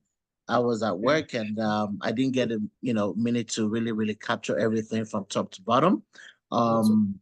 So I just have some clarifying questions. My intentions at the time of thank you anyway for all that you've said. Pretty insightful. Thank you, and for this opportunity. So my intention is going to the cybersecurity class, and I just want a confirmation if that is GRC focused. How many weeks is it? When is it going to start? I did hear when you said something about data analytics starting Saturdays and Sundays, 9 to 2, on Sundays 2 to 5. I just want a confirmation if that's the same time for GRC, and what systems will be needed to be downloaded, once you make payment for the cybersecurity. Yeah, right. I mean, my other question is confirm if there's a system with resume, but listening to you now, I heard that, there's a template, so that might be the answer for that one. So yeah, thank you. Sure, what's the second question? If there'll be can I say that again, please? I didn't catch the second part. Okay, so what day does the cybersecurity start? How many weeks for the class? The dates of the class dates, is it Saturdays and Sundays, same time, 9 to 2 on Saturdays, 2 to 5 on Sundays? And what systems will be needed to be downloaded, for cybersecurity? I did hear about data analytics and Scrum. I know what you said on those ones, but yeah.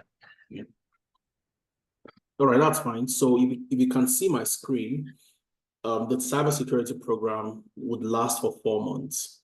All right, you have live classes both on Saturdays and Sundays.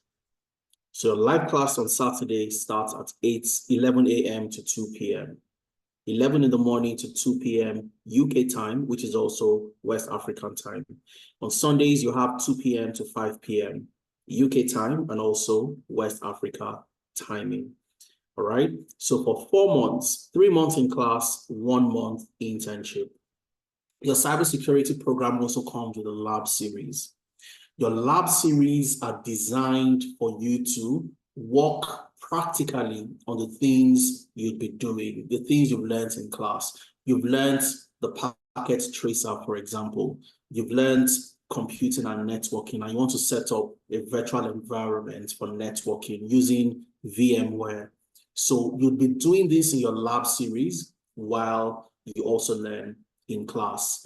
So the program also starts on the 6th of July. All the cohorts would commence on the 6th of July. So you get into the program, you start on the 6th of July. For the next 4 months, you commence your journey into the cybersecurity program or any of the programs you decided to join. Is it GRC focused? Not entirely. So it is not focused on one specific aspect, and that's why it is called the Cybersecurity Analyst Program. So 3 major areas you're going to touch in the cybersecurity program. You'd focus on GRC, of course, understanding the policies and compliance aspects, the procedures, and how to ensure that the organization adheres to, the regulatory requirements, maintains, records of compliance, and so on. You would understand that aspect of cybersecurity. You take different, classes on that as well. You'd also learn and dive into the area of threat intelligence and incidents response. So when you talk about penetration testing, you talk about ethical hacking, you'd also dive into that part. So when you get into your lab series, the focus now would delve into practically understanding as a GRC professional, what are the things you need to look out for, okay? As a threat intelligence professional, where you're either an ethical hacker, you are working in threat intelligence, penetration testing, what are the specific things you need to look out for? You do that during your lab series. And the final part is your security operations center, okay? And this is where you are simply looking at the architecture within the organization, okay? And ensuring that the entire security architecture within the organization aligns with the organization's goals, regulatory requirements, implementing the right type of frameworks, the TOGAF, and so on and so forth, and also applying the security principles within the organization, all right, such as the defense in depth, and also ensuring that the organization is well protected, aligning with regulatory requirements. So those are the 3 major areas: the SOC, the threat intelligence, in the incidents response, and also GRC. Okay, so that would be the focus, and all the tools you need, from your Wireshark to VMware to Metasploit, Splunk, and all of that, you get to work on them using during your lab series. And the links to download and install, most of them are cloud-based. All you have to do is go to the web. You have access to the platforms, and you get to use them. So you really don't need to download and install. For the ones you need to download and install on your computer, your welcome kit would come with the links, the video guides on how to download and install these applications. I don't know if I answered that question. Are we going to get a certificate for this? Absolutely, you will. You will get a certificate. Andy is saying, I have paid already. What next? All you need to do, Andy, is ensure that you've paid by going to the enrollment center. All right, go to the enrollment center, click on this link that says upload your receipts. If you've done a direct transfer, you need to come here to click on upload your receipts. If you've paid using your card, you get the link automatically in your email. Click on that link, and you want to find yourself on this particular form, okay? Once you fill the form, you are right into the program. Okay. Let me see. For cybersecurity, there's no watch me do it. You have watch me do it videos for cybersecurity, okay? But you also have live classes. So the watch me do it are complementary to the things you'll be learning, but you join your live classes both on Saturdays and on Sundays, okay?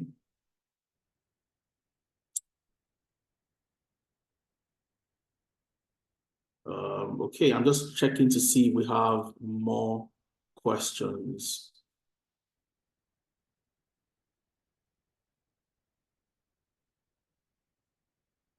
Okay, I'm not sure we have more questions in the chat. So as we wrap up our session today, I want you to do something, okay? 2 things I want you to do. Number 1 is ensure that you look out for the recording of this session, okay? The recording will be made available on YouTube. So what you want to do is go to YouTube, search for Tenalytics. Okay, go to YouTube, search for Tenalytics. All right, go to the Tenalytics page, click on the Tenalytics logo. Make sure you subscribe to our YouTube page. All right, once you get to YouTube, you have access to amazing content from us. One of the fantastic contents you get is the testimonial.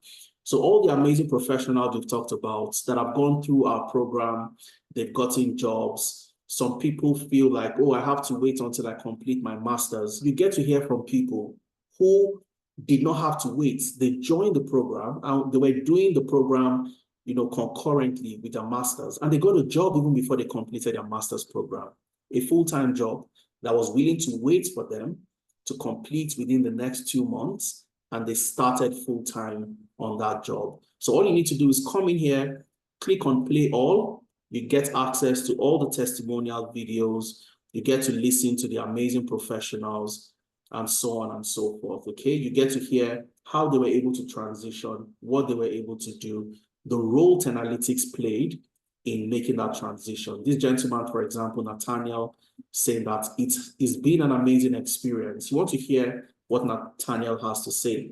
And if you go all the way down, you'll see all the amazing professionals, all right? Now, the video for today's session would also be uploaded on YouTube. And you'll see videos from previous sessions, okay? So what you want to do is to ensure that you subscribe, follow us. You'll see different sessions, Python for newbies, data visualization using Python. You'll see sessions on how to create an interactive Excel dashboard from scratch. You'll see sessions on getting into tech with a no-code experience, landing a role as a Scrum Master. You want to listen to our Scrum expert, a fantastic, brilliant lady, Josephine, who works for organizations across the UK and the US. You want to listen to Josephine, okay? You want to see the type of projects our participants work on. You want to click on this session, projects our participants have worked on in the last 3 months, and you watch this session. So we have amazing, amazing content for you, all right?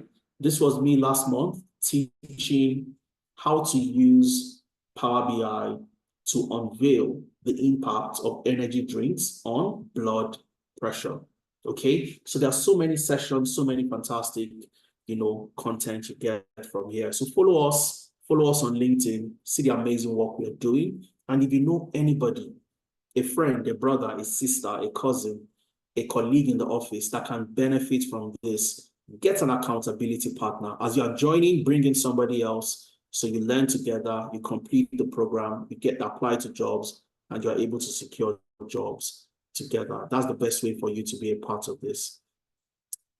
What's the structure of the internship? The internship is a project-based internship, all right? So once you're done with the program, you have a 2 weeks break, and then you join the internship where every single week you are onboarded to your task. First of all, you have a task you're onboarded. You have an onboarding session. You know the task you're meant to complete. Depending on the program, you are not going to work alone. You work together with different other professionals, some of them from different programs. So you're in data science, you're going to work with the data engineers. The data engineers would create the infrastructure, get the data available. The data scientists would build the machine learning model in solving whatever problem that you are faced with. Every single week, you have your meetings, just like you would when you're working in the office. You meet with your line manager, you meet with myself, with Efemena, with your other professionals who will give you guidance on what to do. Not telling you how to do it, but looking at what you've done, guiding you until you complete that entire project, and then you make presentations. Okay, follow us on LinkedIn, follow us on Instagram. You'd see what our participants have been doing, working on the internship with us. The beauty is, at the end of the internship, you'd have worked on about 4 different end-to-end projects, and you add that to your portfolio. So when it comes to doing the job, knowing how to do the job, it's very important that you complete the internship.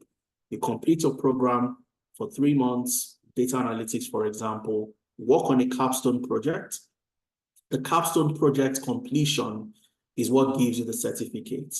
All right. You don't just jump into the internship. Once you are done, you work on a capstone. After the capstone, you get a certificate from us, and that qualifies you to move into the internship. So you can't even start the internship without completing the capstone. So the capstone is a test of your skills in all the tools you've learned over the last 3 months, and shows that you can do the job as a data analyst, a data scientist, or whatever program you've done. And then you move into the internship. Okay? I hope I answered that question.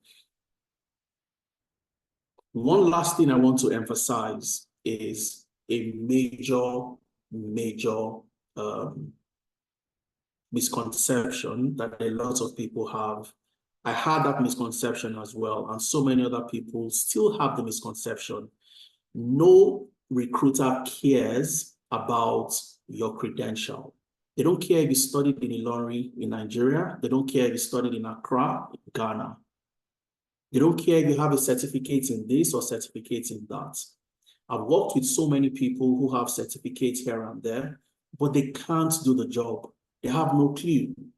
They don't know how to use Python. They don't know how to use Power BI. As business analysts, they can't map out a process. They don't know how to use Draw.io.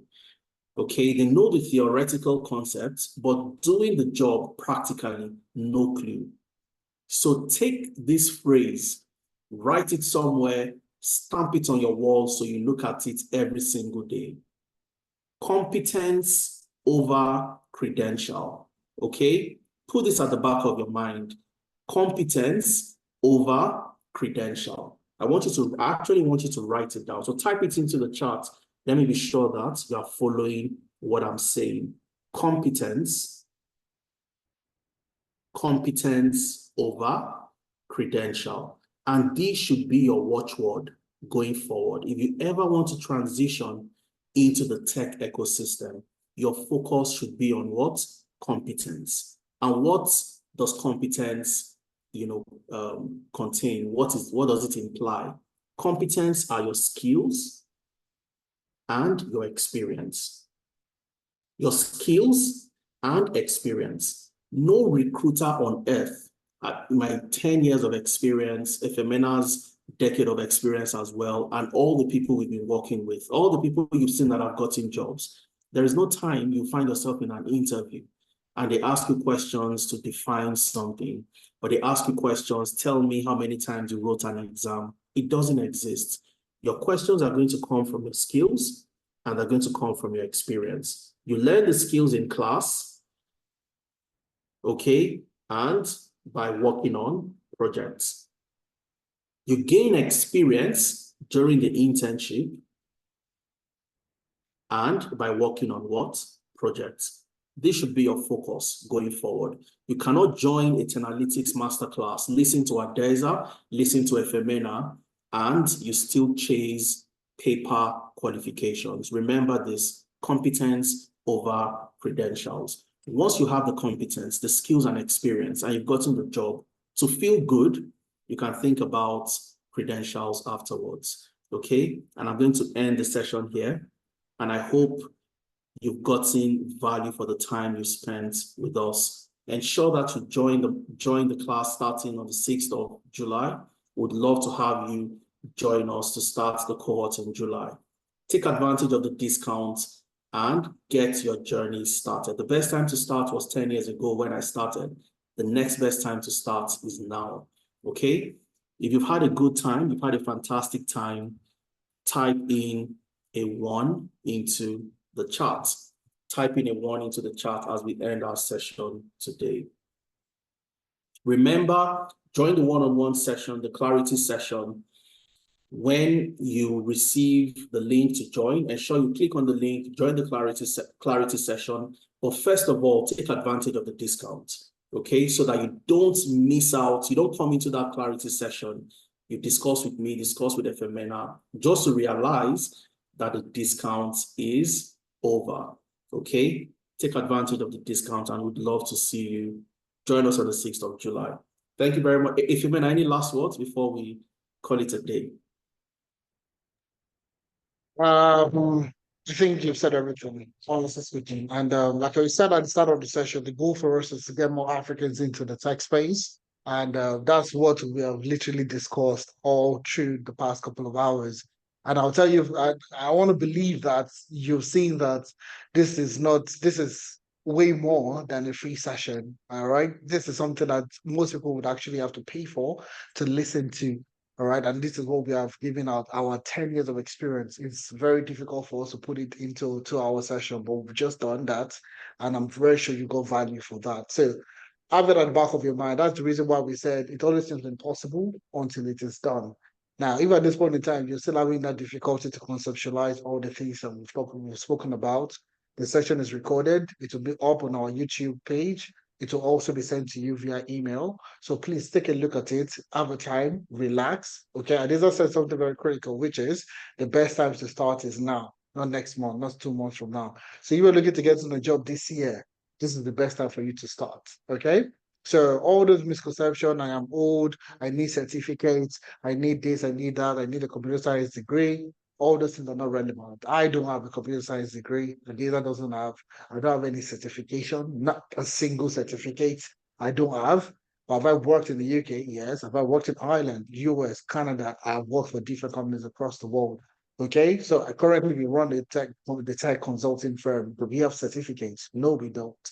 So all those misconceptions that you think you have, honestly speaking, that's the reason why we're having a session today to sort of dismantle them and tell you exactly what you need to learn in order for you to get started. So bear in mind that if we don't have any success story, you can have your doubts. I would believe you 100%. I would say that, yes, have your doubts. Like, yeah, it's not possible. These guys just have good, selling techniques or whatever the case might be.